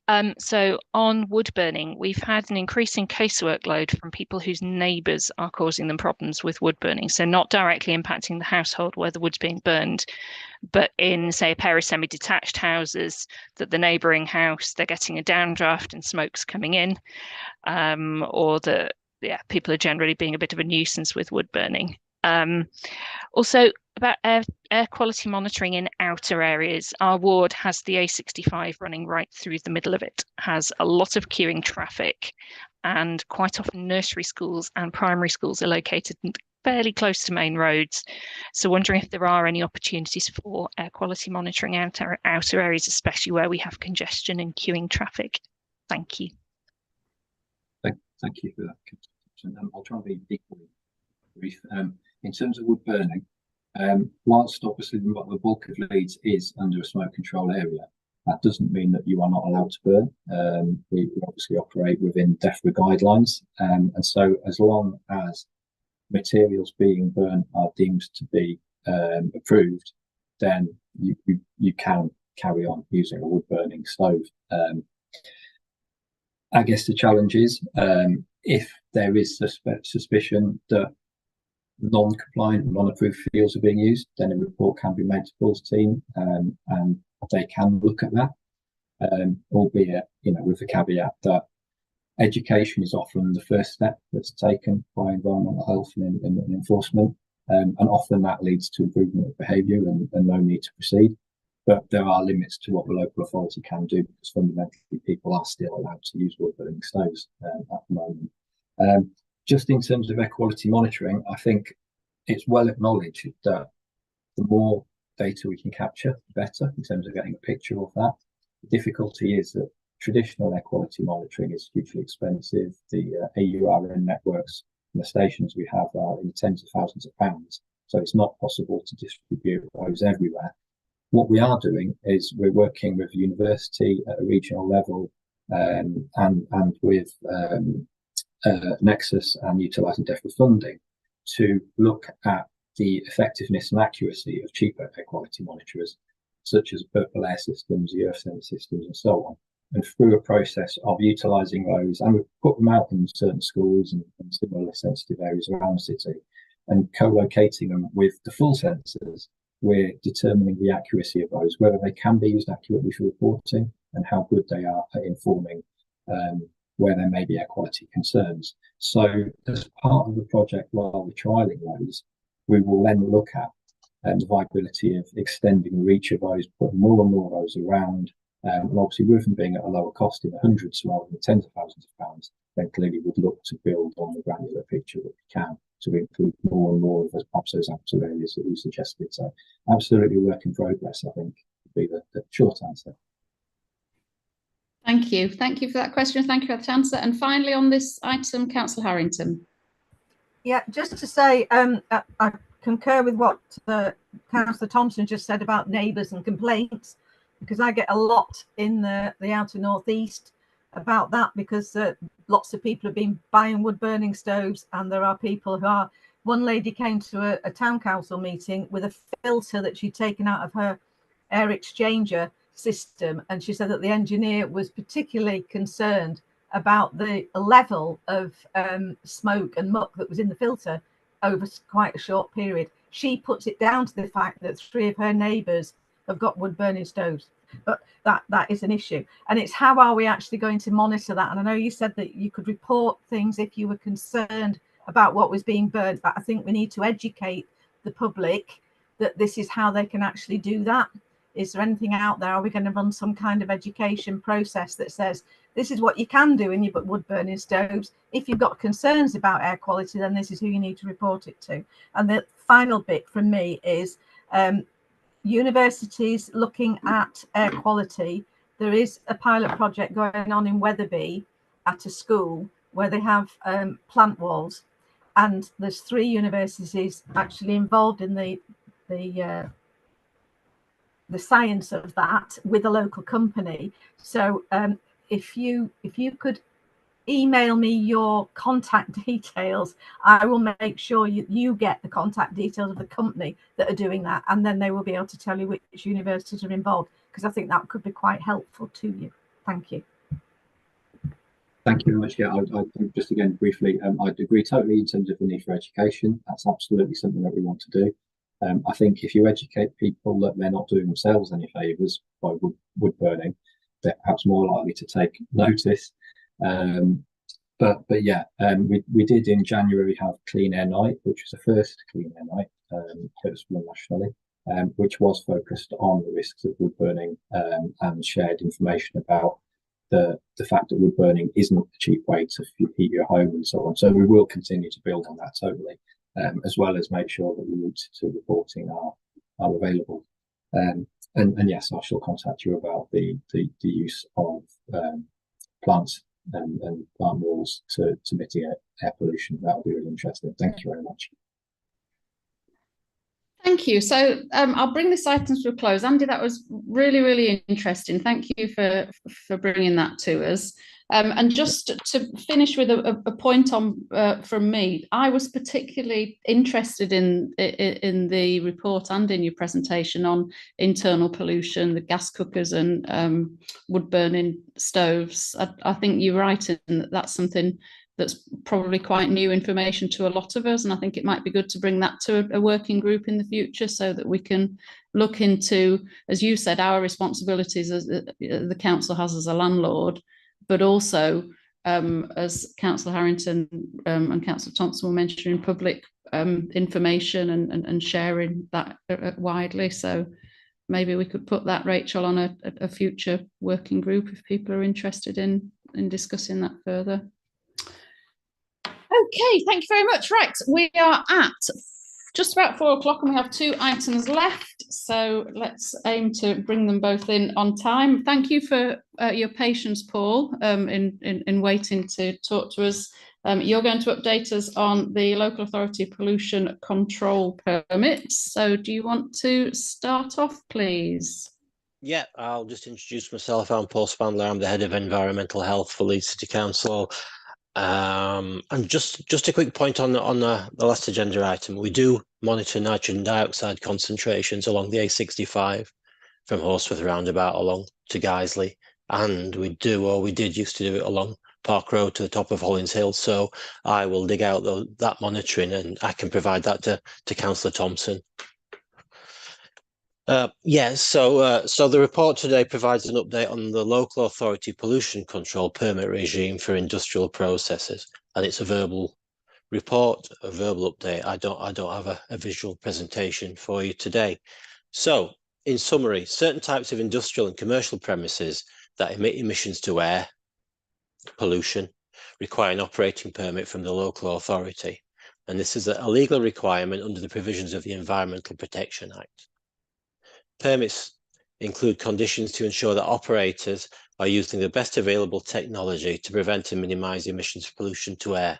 There's an understanding that a lot of the process that take part, that industrial process, will cause some pollution.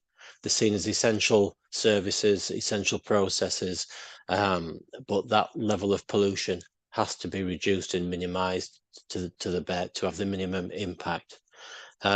So local authorities and also the Environment Agency have responsibilities to assess, audit, regulate, enforce and deliver permits. So the Environment Agency, they usually regulate what you might see as the larger sites. So in Leeds, for example, that would be the Environment Agency look after the Leeds Waste Incinerator on Pontefract Lane, Peckfield landfill sites in Micklefield and other large landfill sites across Leeds, and Nostrop water treatment works in Cross Green also. But the local authority, through the environmental health team, responsible for the permitting processes for a number of other processes in Leeds. So, for example, Leeds is the second largest regulator of industrial processes, issuing over 200 permits to operators, more than any other local authority in Yorkshire and the Humber region. So some of the sites that we permit would be, for example, at the Allied Glass, the glassworks in Cross Green, Forterra Brickworks in Swillington, William Cook Castings, which is in Nosop, that's a ferrous foundry, and AETC in Yeadon, which is a non-ferrous foundry. They make turbine blades for the aerospace industry. But as well as those, what you might see as typical industrial processes, permits are also required for smaller operations, anything that might emit solvents or carbon dioxide or dust, anything like that. So that would cover a number of printers, galvanizing plants, solvent processes, so vehicle respraying, cement batching, crematoria, treatment of animal byproducts, and petrol stations and dry cleaners. So there's a whole wide range of premises there, from your foundries down to dry cleaners and petrol stations, which we have some remit, regulation and oversight of. So once a permit's in place, we ensure we do regular monitoring of permit conditions through an inspection program. So routinely, every premises would get an inspection once a year, and for the more larger and complex premises, we would probably visit 2 or 3 times a year. And what we also ask them to do is to provide us with their monitoring results on a regular basis, so we can audit their results. When conditions are not met, action can be taken to ensure that measures to address non-compliance are put in place. So that could be suspension of operations and prosecution, but in reality, we will always work with that industrial process to resolve issues quickly as possible. And particularly with the larger process, we've got a really good working arrangements in Leeds. So we're in regular contact with Allied Glass and the foundries across the city, and we've got good contracts in place with them to understand what's happening on a regular basis. Also, what we also do, we'll quite often will actively look for any permits, any processes that might require a permit and don't have them. And it can be quite tricky because, for example, a print works might not meet the threshold to need a permit, but if they have a couple of good years and get a couple of good contracts and they're using more ink and more solvents, then they might go above that process, that threshold. So then that's when we become involved and work with them. So we're very active in trying to identify processes and permits. So we're able to charge for this, for the permitting process. The amount of charges set by central government and income from delivering charges is approximately £85,000 a year to the council, and a permit can cost anything between £80 and £3,500, and it's all dependent on the complexity and the size of the industrial process. We've seen industrial emissions really reduce as technology improves and as the move away from fossil fuels accelerates. So an example would be, over the last 12 months, the Allied Glass plant has undergone significant investment to rebuild one of its furnaces, which has significantly reduced emissions, and they're looking to replace their other furnace in the next year or so. Just on the data, between 2005 and 2021, emissions of greenhouse gases from industrial sources in Leeds has reduced by 31%. So we do work hard, and the industry, to be fair, does work hard to reduce industrial emissions as much as they can. It's a cost-efficient way for them to use less energy and less product. So that's a run through the report, really. Happy to take any questions on that. Thank you very much for that information, Paul. Can I see hands up with indications of people who'd like to ask a question, please?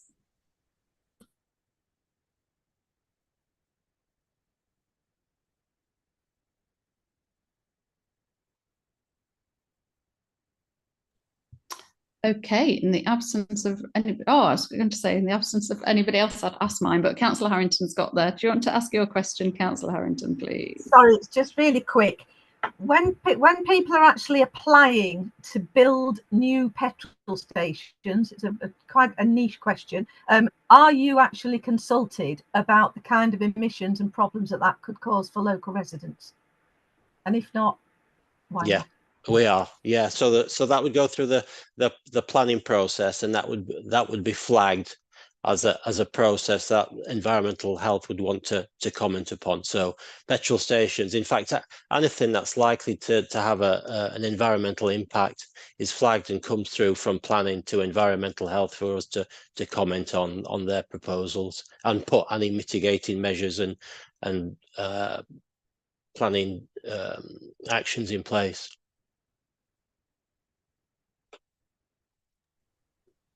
Thank you. Anybody else wanting to ask a question on this item?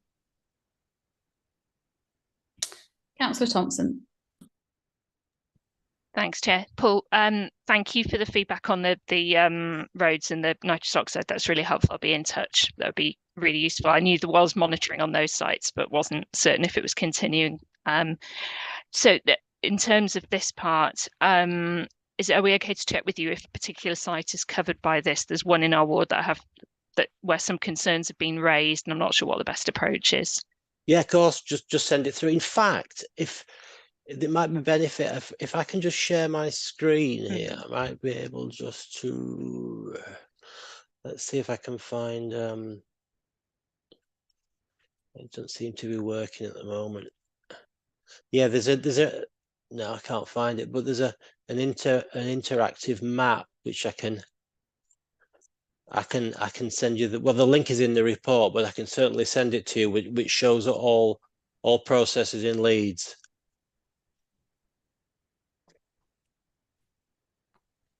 Thank you. That would be really helpful. Thank you. Yeah, and I'd recommend everybody to go and have a look at that map, although it might steal some time when I had to look at it yesterday. So it's going on a virtual tour of Leeds, looking at all these places that I wasn't aware existed. So definitely worth a look. Thank you. Okay, anybody else want to ask a question on that item?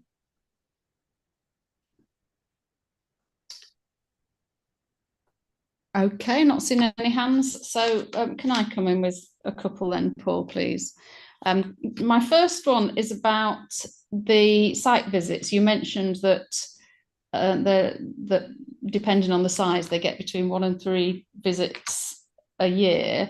So the first question on that was that you said in the interim period, people are required to provide you with monitoring results. So what kind of things are they expected to monitor? So in particular, the larger sites, again, if we use our Allied Glass, so Allied Glass will have on their stack, their chimney, where any emissions to air are, they will have monitoring equipment. So they will know and record exactly what's coming out of their stack. And that will be part of the permit, that they can only have so much solvent, so much carbon dioxide, so much particulate matter emitting from their stack. So they continually monitor that. So we will ask to see their results over a period of time. And also if they are emitting more than they should, which from time to time can happen for short periods of time, then their production manager will flag that up with ourselves. And we have the safeguard that we will ask for them. We, as part of the permit, we say you need to provide us with your monitoring for the last 3 months. Okay, thank you. That kind of leads into the second question on that was, in your report, you state that, I can't find it now, that the range of options in terms of action that you can take, but it hasn't led to formal action in recent years. Which is good to hear, but how many, I don't need an actual number, but as a rough kind of figure, how common is non-compliance? So we would take further action if there was significant and continued non-compliance. So from time to time, there might be a breakdown or a fault with part of the system, and there might be an increase in the levels of pollution. They are duty bound to report that to us, and they're duty bound to take action to bring that back under control. And that would be an acceptable way for working. So if they said, we've got a problem with the furnace, we're looking at it now, we've got people in to fix it. If it was a small increase on what they should be doing, we could take a view to work with that. If we were confident they were saying, well, it's going to be fixed in a day's time or 2 days' time. If it was a significant emission and they couldn't fix it, then we'd be expecting them to close that down and shut that process off. So each one's slightly different, and our officers will work with the company and will take a view of what they can do reasonably, what we would reasonably expect them to do. I hope that makes sense. Yeah, that does make sense. Yeah, thank you. Okay, so last one from me is just looking at the last 2 points that you make in the report, which I think are the most important from a climate point of view. The fact that there has been a reduction and that companies are reducing their own emissions by improving technology and changing the way they do things. Are there any incentives for them to do that? So the incentive, I think the main incentive is the cost of energy now is sky high, obviously. So there's an incentive there for processes to be the most efficient as they can, use the least amount of energy they can. Also, there's a lot of the raw materials now that there's modern alternatives that produce less pollution and are just as effective. So there's a incentive there for companies to save money and be more effective by using the most up-to-date technology. And of course, as Andy mentioned, that the allowable levels of pollution are always coming down as well. So that's not an incentive, but that's the main way of driving improvement and efficiencies within the industry. Thank you. Okay, that's definitely something for us as a committee to keep an eye on, isn't it? And that relates to Andy's points about the changes in WHO targets, which are not always in our control, but some things are in our control as a city, aren't they? And that's something certainly that we should look at. Okay, thank you very much for that. Any more questions or comments, or shall I move on to the final item? Looks like not. Thank you very much, Paul. Thank you for the information, and thank you for your offers to share information with people who've asked for it in further detail. Much appreciated. Thank you. You're welcome. Okay, thank you. So that brings us on to our final item, and we're over to you again, Andy. Many thanks. Again, I've got a few slides that I'll try and use to illustrate some of the points raised in the report. But in introduction, essentially, this is just to update on, I suppose, progress against the electric vehicle charge infrastructure strategy that was published in 2022. The key elements of that strategy were to make sure that the council was acting to facilitate the uptake of electric vehicles in the city on the basis similar to encouraging active travel and changing transport behaviours, that the infrastructure and facilities are there to support people making a transition, albeit with the caveat that Leeds City Council isn't going to be a charge point operator, but we want to definitely be there to facilitate the development of infrastructure. The other critical thing to point out, I think, at this point is that significant carbon emissions are from transport, and therefore it's really important that we look to tackle those. And the encouragement of transition towards alternative fuel vehicles, whether electric or hydrogen, isn't seen as a silver bullet in and of itself, but we clearly need to look at modal shift and transition away from using a car as a default form of transport. But realistically, we recognise that there is still a significant role to play in private vehicles for fleet use and so on. And so part of the net zero solution will be electric or hydrogen vehicles. But it's not just a case of swapping 1 million diesel vehicles for 1 million electric vehicles. We want to look at changing behaviours too. So anyway, with that caveat, I suppose, out of the way, in terms of where we are with the strategy, we have made progress in the last couple of years. There's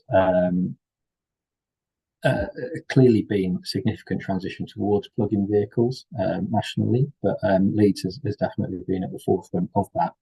And the reason why that's important from a climate point of view is clearly because of the carbon savings, but also with reference to my earlier presentation, the air quality benefits that you get from plug-in vehicles. Whilst an electric car isn't 100% zero emission, and I think it's wrong to claim that they are, because you do still get some particulates from brake and tyre wear.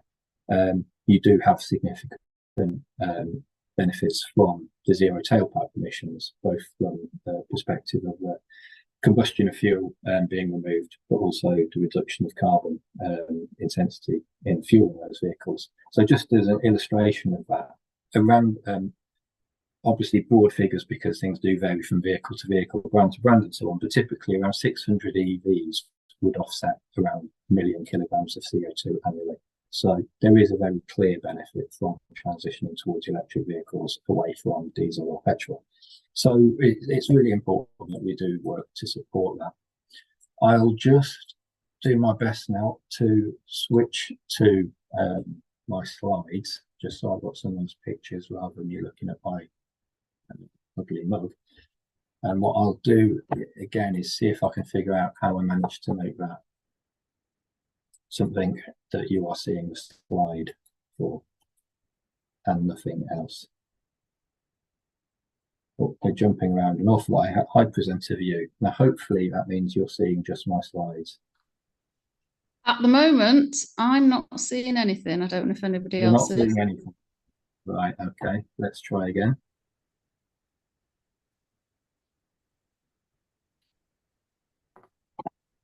No, it's not, doesn't seem to want to play at the moment. I'm trying to share the screen. Oh, here we go.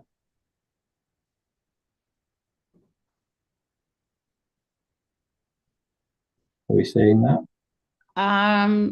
Yes, I am. Yeah, fantastic. I'm going to get carried away. I can use this in a minute, but is it the correct view as well? Yep, it certainly is. Thank you. Fantastic. Right. Okay. Delusions of grandeur. So EV uptake and charging. In terms of where we are, like I say, we have seen significant growth, and I've just spoken about the reasons why that's good.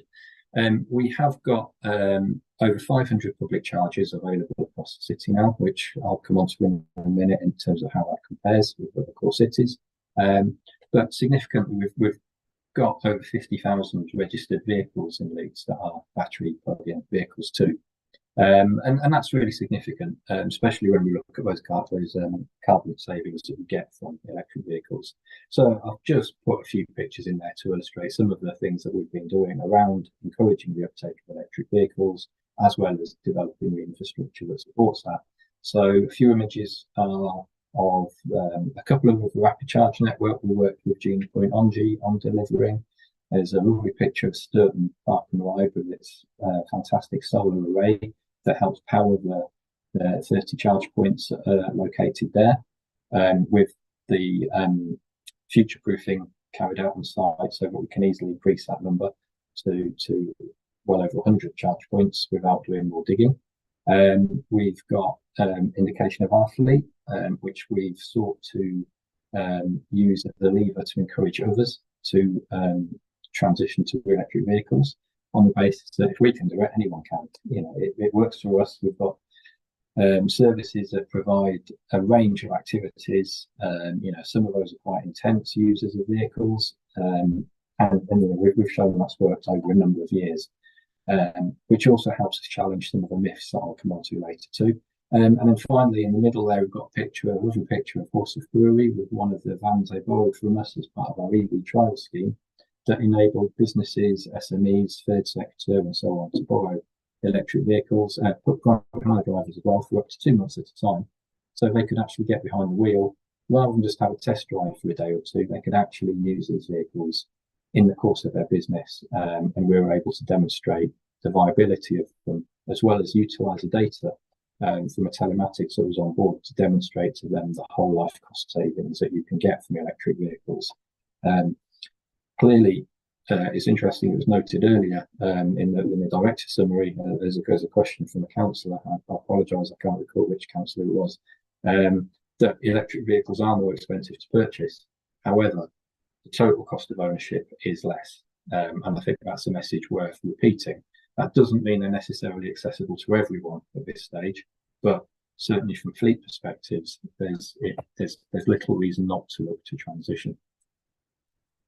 So in terms of broadly speaking, the context, the uptake with any new technology tends to be slow initially. You get those keen to be early adopters, and then you move towards the curve steadily increasing. And I think we're probably at that point now where we're getting towards, if not significant adoption, we're well past the early adopter stage. It was recently reported that we'd reached 1 million pure battery electric cars sold in the UK, with, as it's demonstrated there, record sort of projections that we could be at 2 million plug-in vehicles within just 2 years. So you can really see the curve changing on that, which is fantastic from both an air quality and a carbon point of view. Again, just in terms of how we've seen things change, this is a map of Leeds with charge points, public charge points, I should add, shown. This isn't a complete picture. Each of these indicates a location of public charging. It doesn't necessarily say how many charge points there are present until you utilise this site, click into each site. But as I've mentioned, Sturton Park and Ride has 30 charge points. Those familiar with the city centre, for example, the John Lewis car park has, I think, 16 or 18 charge points.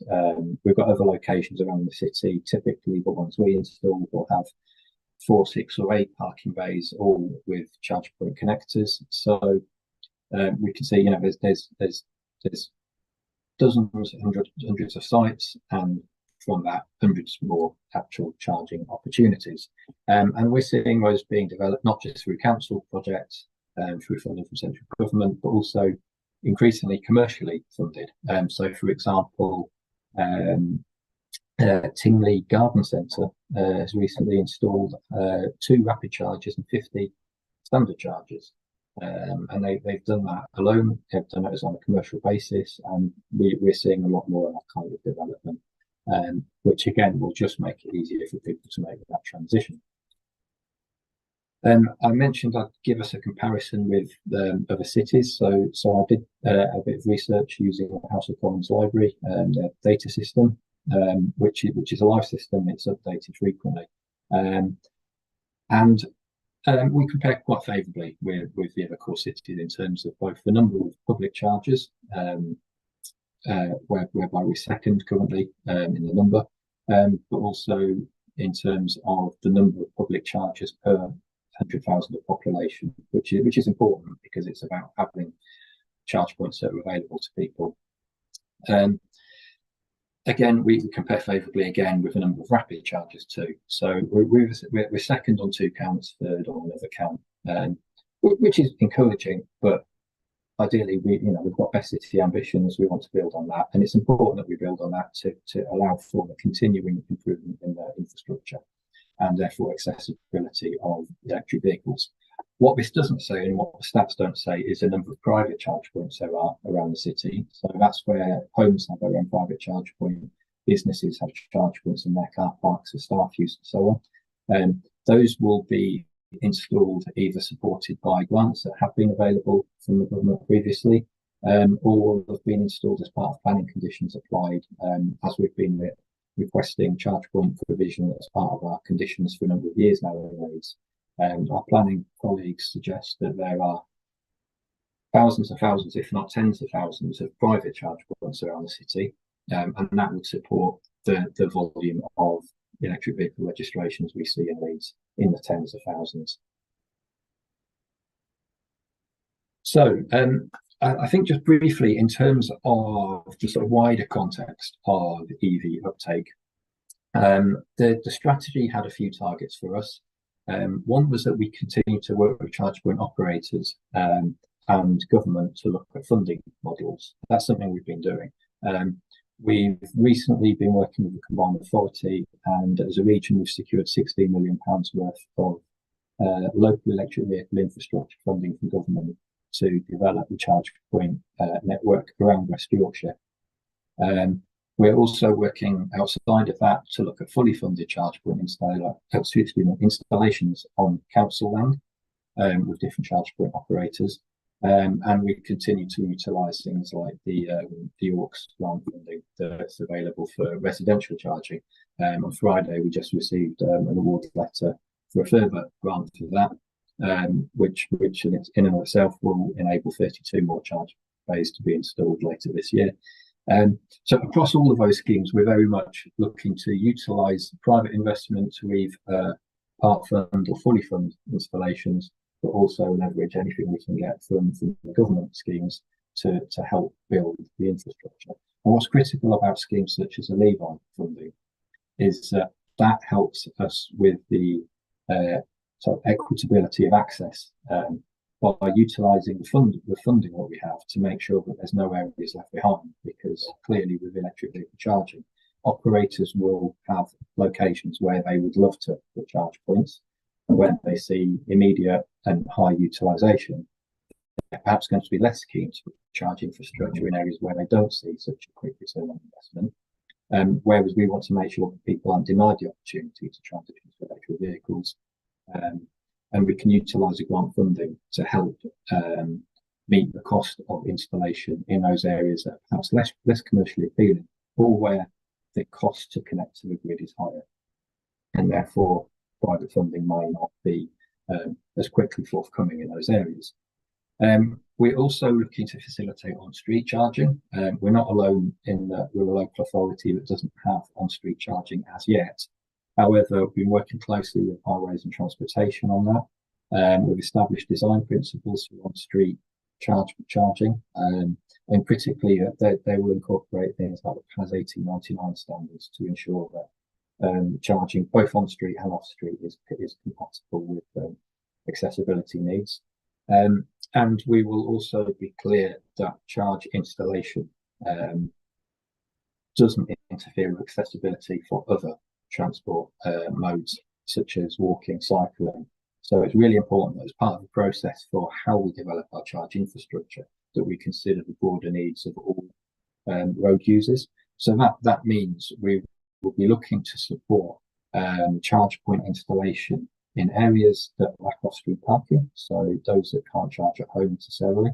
But we will also look at destinations. We will look at locations where there's typical dwell time for vehicles, where people will leave their car anyway, so it's handy to charge. But we will be very clear on not looking at on-street charging in locations whereby there may be other connect and lead schemes that may be going forward, such as bus priority lanes, cycle lanes, road reprioritisation, LTMs and so on, because we want this to be very much part of an assimilated transition towards decarbonisation of transport, as opposed to just a race to see how many charge points we can put on the ground, because we don't want to put them in the wrong locations. So very much we're on the front foot. We've got significant amount of funding. We've got clear plans in terms of how we're going to facilitate charging. The next step for us now will be a significant period of engagement with key stakeholders. So that will obviously be ward members, that will be public, that will be local businesses and so on. We're undertaking that now. We're talking to different services around the council, such as housing, parks and countryside, or green spaces, I should say, and similar customer services in terms of where charging would be appropriate across our estate. And we will be rolling out hundreds more charging points over the next few years, utilising that funding. In terms of some of the challenges to that, there's three key challenges really. One is the grid. Not all areas are suitable for charge point infrastructure, because not all locations have capacity on the district network operator's grid. Basically, there isn't enough power to supply charge points. So that's not necessarily something that's fixed permanently. The grid capacity can change over time, but it might inform where we put charging in phase one of the Levi scheme, for example, as opposed to phase two. And the cost to connect might have impact in terms of where the grid is located, opposed to where the charge points want to be. So we very much need to look at that, and we are engaging fully with the district network operator, Northern Power Grid, around that. We've been talking to them for months about the volume of charging that's going to be coming in West Yorkshire and Leeds, the type of charging, speed, and so on. So we're working with them quite in depth on that. site requirements as well. As I said, we need to look carefully at what sites we use. We don't want to be conflicting with other schemes. We need to be careful about locations that are owned by the council in terms of the longevity of those sites, but also that they're in the right locations. We don't want to spend resources and time putting charge points into places that won't be used. We want to make sure we're supporting where demand either is present or where there's nascent demand, where we expect uptake to be found. But critically around that, I will point out that we won't be looking at nascent demand in terms of where we think people, wealthy people, are going to buy electric vehicles quickly. We're looking at where demand may be in the future from all sort of groups represented around the city. So, for example, people who drive vans, delivery drivers, people who utilise vans for different trades, taxi and private hire, and so on. We want to support their ability to transition towards electric vehicles, but they may be in homes that don't have off-street parking, so we want to support that. I think probably the last thing to discuss in terms of an update on the strategy, very much with an eye on the time, is some of the misconceptions possibly around electric vehicles. There's obviously different views on electric vehicles, and the media will present those in different ways. So it seemed a good opportunity to talk briefly about some of those different challenges. So I'll look to talk to those very quickly. One of those is around the life cycle emissions for electric cars. There's very much a concern about the carbon debt that electric vehicles might have in terms of their production. I think it's widely accepted that while vehicles are in use, the carbon emissions from electric vehicles are significantly lower than those of diesel and petrol. But the production of electric vehicles is seen as significantly more carbon intense than that of internal combustion engine vehicles. And that can be true in certain cases, and it probably has been true, but intensity per vehicle decreases. And critically, as vehicle manufacturers are investing in sustainable construction and manufacturing of vehicles, such as running their own plants on renewable sources and so on, we can see the vehicle production carbon intensity drop. Battery production is clearly an issue in terms of the carbon intensity of that. That is something that we probably can't escape from, realistically. However, studies that have been undertaken Europe-wide and internationally have shown that even with that carbon debt, if you like, from the battery production, there is still a significant carbon saving over the whole life of a vehicle from an electric vehicle compared to an internal combustion engine vehicle. And that can be improved significantly as the energy mix on the grid is improved with more and more renewables, as opposed to fossil fuel generation of the energy used to charge vehicles. So this chart here, I lifted it shamelessly from a Guardian article on this, but I think it's quite illustrative of the carbon savings that you get from electric vehicles. The next elements in terms of some of the myths are around the range of electric vehicles. The report that's been circulated covers that. Essentially, there's legitimately concern that people have about the range of electric vehicles. We're not talking about long ago when electric vehicles maybe could only do 75 miles before needing to be recharged. We're some way from that now. Even the mid-range electric vehicle will provide it over 200 miles of range, even in winter. And many more expensive models, Teslas, can do 300 miles plus. That still doesn't sound enough to some people, but that's perhaps because there's a difference between the perception and reality about just how much driving we actually do. The report references MOT data that highlights the fact that very few vehicles drive a significant amount of time. I think less than 5% of vehicles drive more than 15,000 miles. Typically, journeys are no more than 8 miles. Most vehicles, average household vehicle will do about 7,000 to 8,000 miles a year. When you boil that down, that equates to no more than a charge once a week. So that's instructive, both in terms of the fact that electric vehicles will be suitable for most households, even at the sort of mid-end, the standard range, but also that the requirement to have charging everywhere perhaps isn't quite as urgent as it is seen. Despite what Donald Trump might say, you don't need to charge your electric vehicle every 15 minutes. Not that he's known for hyperbole, I'm sure, but significantly, it means that electric vehicles are accessible on a feasibility basis, operational basis, and that's really important to get that across. The other aspect is price. Electric vehicles still aren't cheap, but no new vehicle is cheap. Very little is cheap nowadays, I think it's probably fair to say. But significantly, what we are seeing is the price parity between electric vehicles and ICE vehicles shrinking. And as more and more electric vehicles enter the market, we're seeing more available on the second-hand market. And so studies that have looked at the comparative prices between an ICE vehicle and an EV plug-in vehicle of similar sort of models, of similar size vehicles, are seeing more and more accessibly priced electric vehicles available, making them more within the reach of various households dependent on their preference of type of car. And again, that's really critical because we want to make sure that in line with the Connecting Lead strategy, access to zero emission transport modes is something that's available. Finally, the other aspect is fire risk. There are concerns that have been raised in the media around the risk of fires in electric vehicles.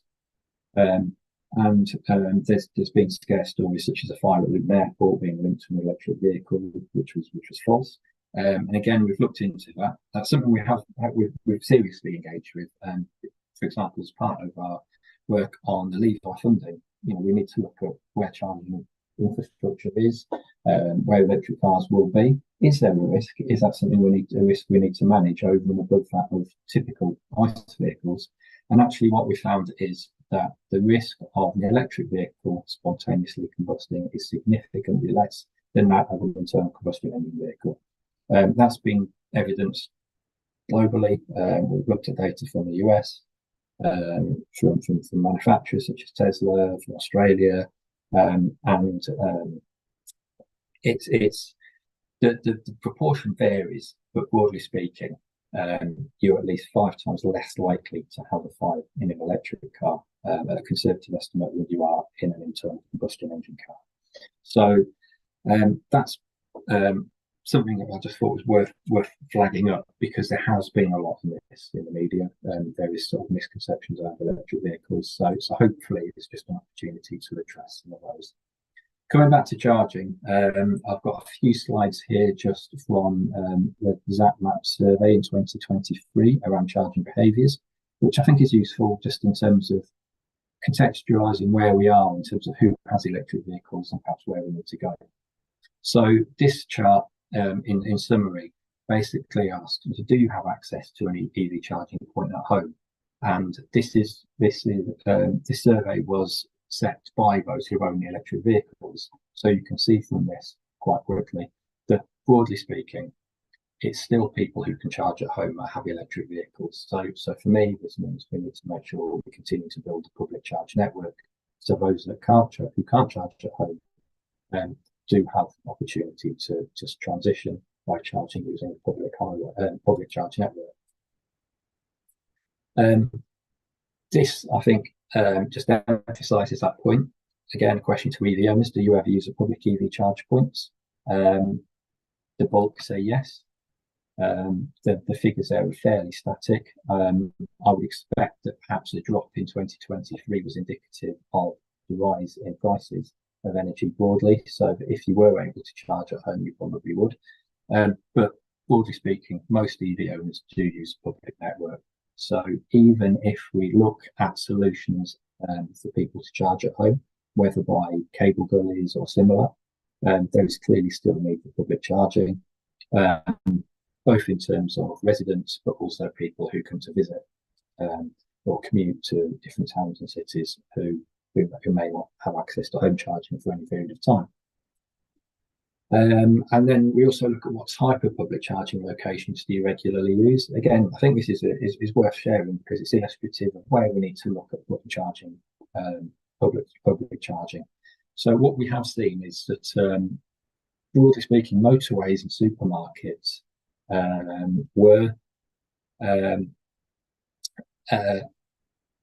seen as popular charging locations. Sorry, I lost my thread for a moment there. And increasingly, EV hubs are being seen as more popular. So that really tells us that motorway servicing, supermarkets, there's not a lot we can do about that. We don't own that kind of land. But motorway servicing being popular, it means we know that kind of network is likely to be covered because there's a clear move for the market to support that. EV hubs, that's where people want to charge. So we need to try and look at support facilitating that. So that's us engaging with our asset management team, with our planning team, and engaging with charge point operators to look at how we can support this kind of developments in Leeds. In terms of our own capabilities, public car parks, where we have interest in those, we can help support that, as well as the on-street charging. Just in terms of some work we're doing with University of Leeds, going back to site selection, we've engaged with the University of Leeds over summer in terms of identifying areas that typically lack off-street parking, so we can focus on that, but also looking at different demographic makeup, where we can identify gaps in child provision and so on, so that we can support development of infrastructure there. They did a bit of work just on adaptation trends in terms of where we are in that uptake process. Their view is we're entering that early adopter stage beyond the innovator stage, which I think that a million vehicles sold probably just supports that. It's quite interesting though, in that you can see the curve will increase quite substantially and fairly quickly. So that indicates we need to move at pace in terms of developing the infrastructure. And just finally, this is some further work we've done just to illustrate how we've looked at areas we need to develop charging. So, for example, this map highlights where the density of terraced dwellings typically run off-street parking, and so it's very important that we look at supporting those areas and finding locations where we can provide charging infrastructure, where people cannot charge at home. Clearly, people prefer to charge at home if they can. If we look at the pie chart, which highlights demand for charger type, people will then look at charging on longer journeys, en route to places, at workplace, at destinations. But what we really need to identify is that public residential need and support that, utilising the funding we have available. So I'll leave it there and allow a little bit of time for questions, please, Chair. Thank you, Andy. Some absolutely fascinating data shared there. I can see first hand is Councillor Foster. Thanks, Chair. Thanks for that. Thanks, Andy. Yeah, it was very interesting. You touched on it right at the end, and it was something that was in my thoughts at the start of the presentation. It relates to the battery fires. Now, we've all heard the sort of horror stories over the last few years, and the container ships that have caught fire and sunk with thousands of cars on. I think you quite rightly point out you're less likely to get a fire with these EV vehicles than a conventional vehicle. But my understanding is when they do catch fire, they burn harder, hotter and longer, and they're difficult to put out than a conventional car fire. So with that in mind, my real concern then sort of turns to, I mean, you think a little bit about the Luton fire, whatever caused that. But we have lots of apartments and offices with underground parking. And obviously the city's full of multi-storey car parks as well. So when we're talking about EV infrastructure, what I wanted to know was, do we have all the necessary infrastructure, particularly through our fire departments, to be able to deal with EV fires underground in underground car parks? I don't even know. I struggle to get my car in and out of underground car parks. I'm wondering if you can get a fire engine in and out, and do they have the necessary equipment to be able to contain one of these fires very, very quickly? Or you get this horrific view of, you know, another Grenfell with a whole tower block coming down. Yeah, I mean, it's certainly a complex area. I've just double checked the stats there. An example was from the Australia's Department of Defence. They found that there was a 0.0012% chance of an electric vehicle catching fire compared to a 0.1 chance for an internal combustion engine car. So we are talking a significantly lower risk.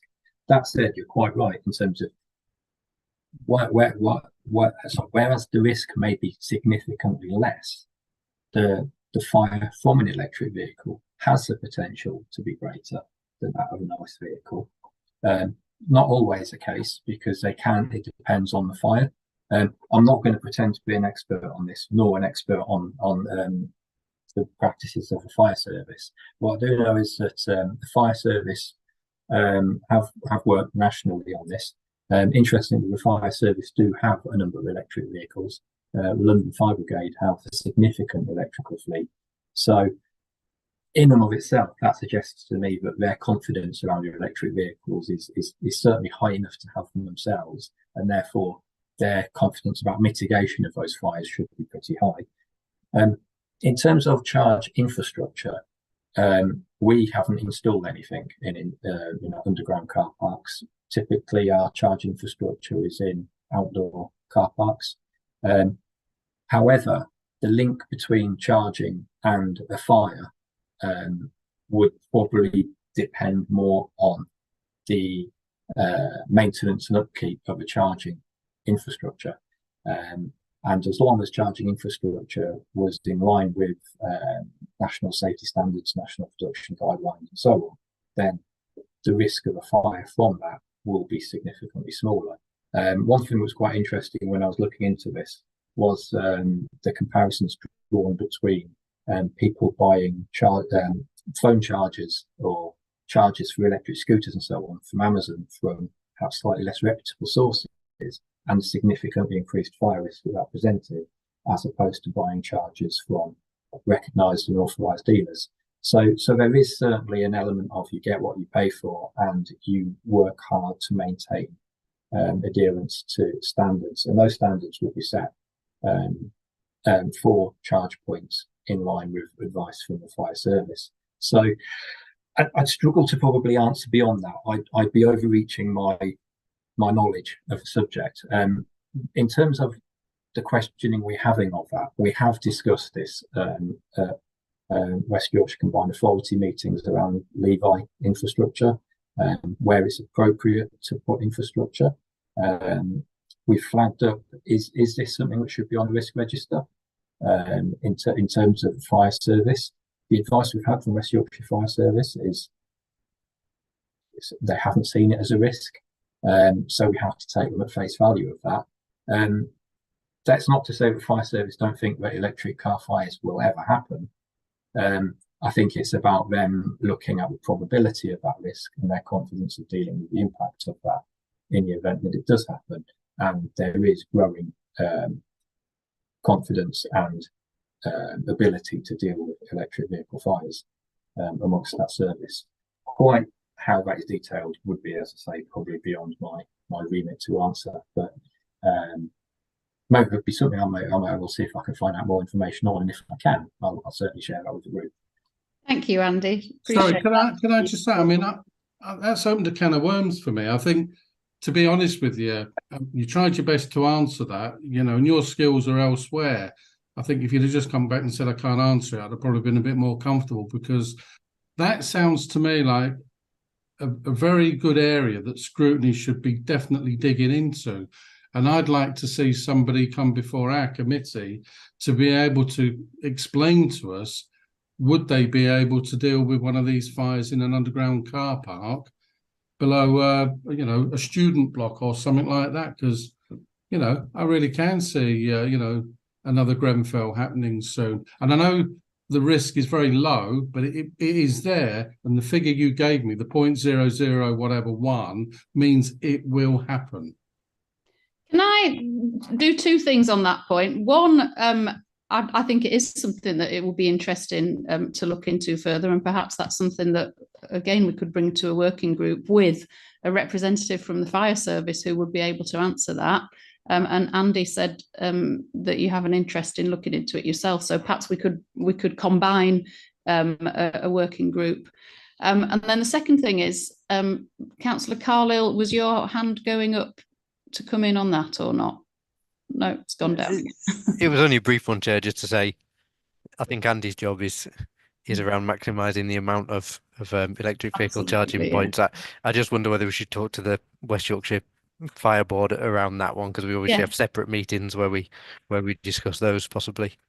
Yeah, absolutely. And like I say, I'd be happy to briefly dedicate part of a working group to do that. Yeah. Okay, Councillor Thompson. Thank you. Just a couple of things really quickly. We're already seeing issues in areas, so we don't have back-to-backs as such in our ward, but we have some narrow streets in conservation areas where people are cobbling together charging through windows, parking on pavements, causing obstructions. Residents are a bit concerned. How does that link? I mean, obviously we've been waiting 4 years for the government to make up their minds on pavement parking. Some cities have brought in bylaws, but just keen to see that all kind of linked up if possible, until we've got proper charging in place, because people are going to be bodging and causing these kinds of difficulties. Second quick point, car clubs. Are we linking up with car club providers to enable them to offer EVs where they're operating? Thank you. Yeah, it's a really good question, Councillor Thompson. And I'm glad you mentioned the fact that we have been waiting for government guidance on, because clearly charging for those who lack off-street parking is a challenge. Government have promised that guidance. What they did reiterate that confirmation that guidance would be issued so around autumn last year. I'd love to see that published, because it will be really useful, because the challenge for local authorities is less the technicalities of, for example, installing gullies or cable gullies. It's more about the challenge on resourcing the ongoing maintenance of those, the appropriateness of what householders put in place, and the risk to the council in terms of injury or accident that can arise from those kind of installations. In the absence of that, I've been discussing with colleagues in highways and transport some of the opportunities around that, and we are looking at running a small-scale pilot of something like the Curvo type solution, which allows for a very narrow channel to be run through the pavement, which would allow for what we would hope to see, the safe channeling of the cable from domestic property to the curbside. And so we are working on that. There's a paper being prepared for the Highways and Transport Board to put that forward as a pilot. It's difficult for me. I'm an EV owner, but I have a drive, so I'm very fortunate from that respect. I don't see necessarily why that should be an issue to have cables, but I'm not a highways engineer, so I think it's really good that we've got their support, that we can trial that, and we'll see how that goes. Outside of that, critically, it's important that we find suitable locations in areas such as your ward where we can put accessible public charging. And I think what's really important is a description of near to home charging, because there might be streets where pavements are narrow where it's not suitable, because you don't want to block wheelchair users, pedestrians, pushchair users, and so on. And you don't want to create obstacles to active travel. But what we want is near to home charging, so you've got somewhere safe, secure to leave your vehicle while it's charged. And hopefully that leave-us scheme will support that. And what I'd say to all of you, actually all members, is that I am absolutely more than happy to receive any suggestions about locations you feel would be suitable for charging in your area. I'd welcome them. I can't make any promises in terms of things like grid connectivity and so on, but I am always happy. I spend many times either out or searching Google Maps. Street View is an absolute boon for this. I don't know what I'll do without it. I'm happy to look at suggestions for any locations in any of your wards. So please do share those with me, because I totally agree with the need to support those kind of properties. Thank you, Andy. I don't see any more hands, and my questions were kind of linked to that, really. In the interests of time, I'll kind of bring it to a close, but just to make the point that is an absolutely vital part, isn't it, of the city's work. I think in the report it says that 30% of households don't have access to a driveway, and I would imagine there'll be various different potential solutions in terms of looking. If we were to look from 30, 40 years in the future and say, yes, tried that, didn't work, tried that, did work, and where are we now? I think it's probably the case, as you've suggested, of pilot projects wherever we can make advantage of that, and then seeing what turns out to be the best solution. But absolutely, it's a huge piece of work, I think, that we need to do.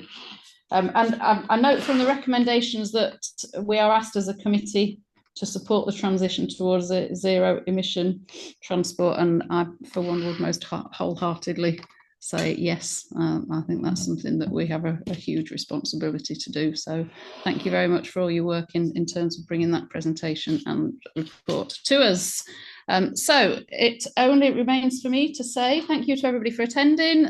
Thank you to officers for making it all happen. And our next meeting will be on the 18th of March at 2 p.m. and it will be an in-person meeting at Civic. So I look forward to seeing all your faces outside of little boxes on a screen. So thank you very much. Thank you. Thank you, Rachel. Thank you, Helen. Thank you, Andy. And thank you, everybody who attended. Thank you, Chair. Thank you. Thank you.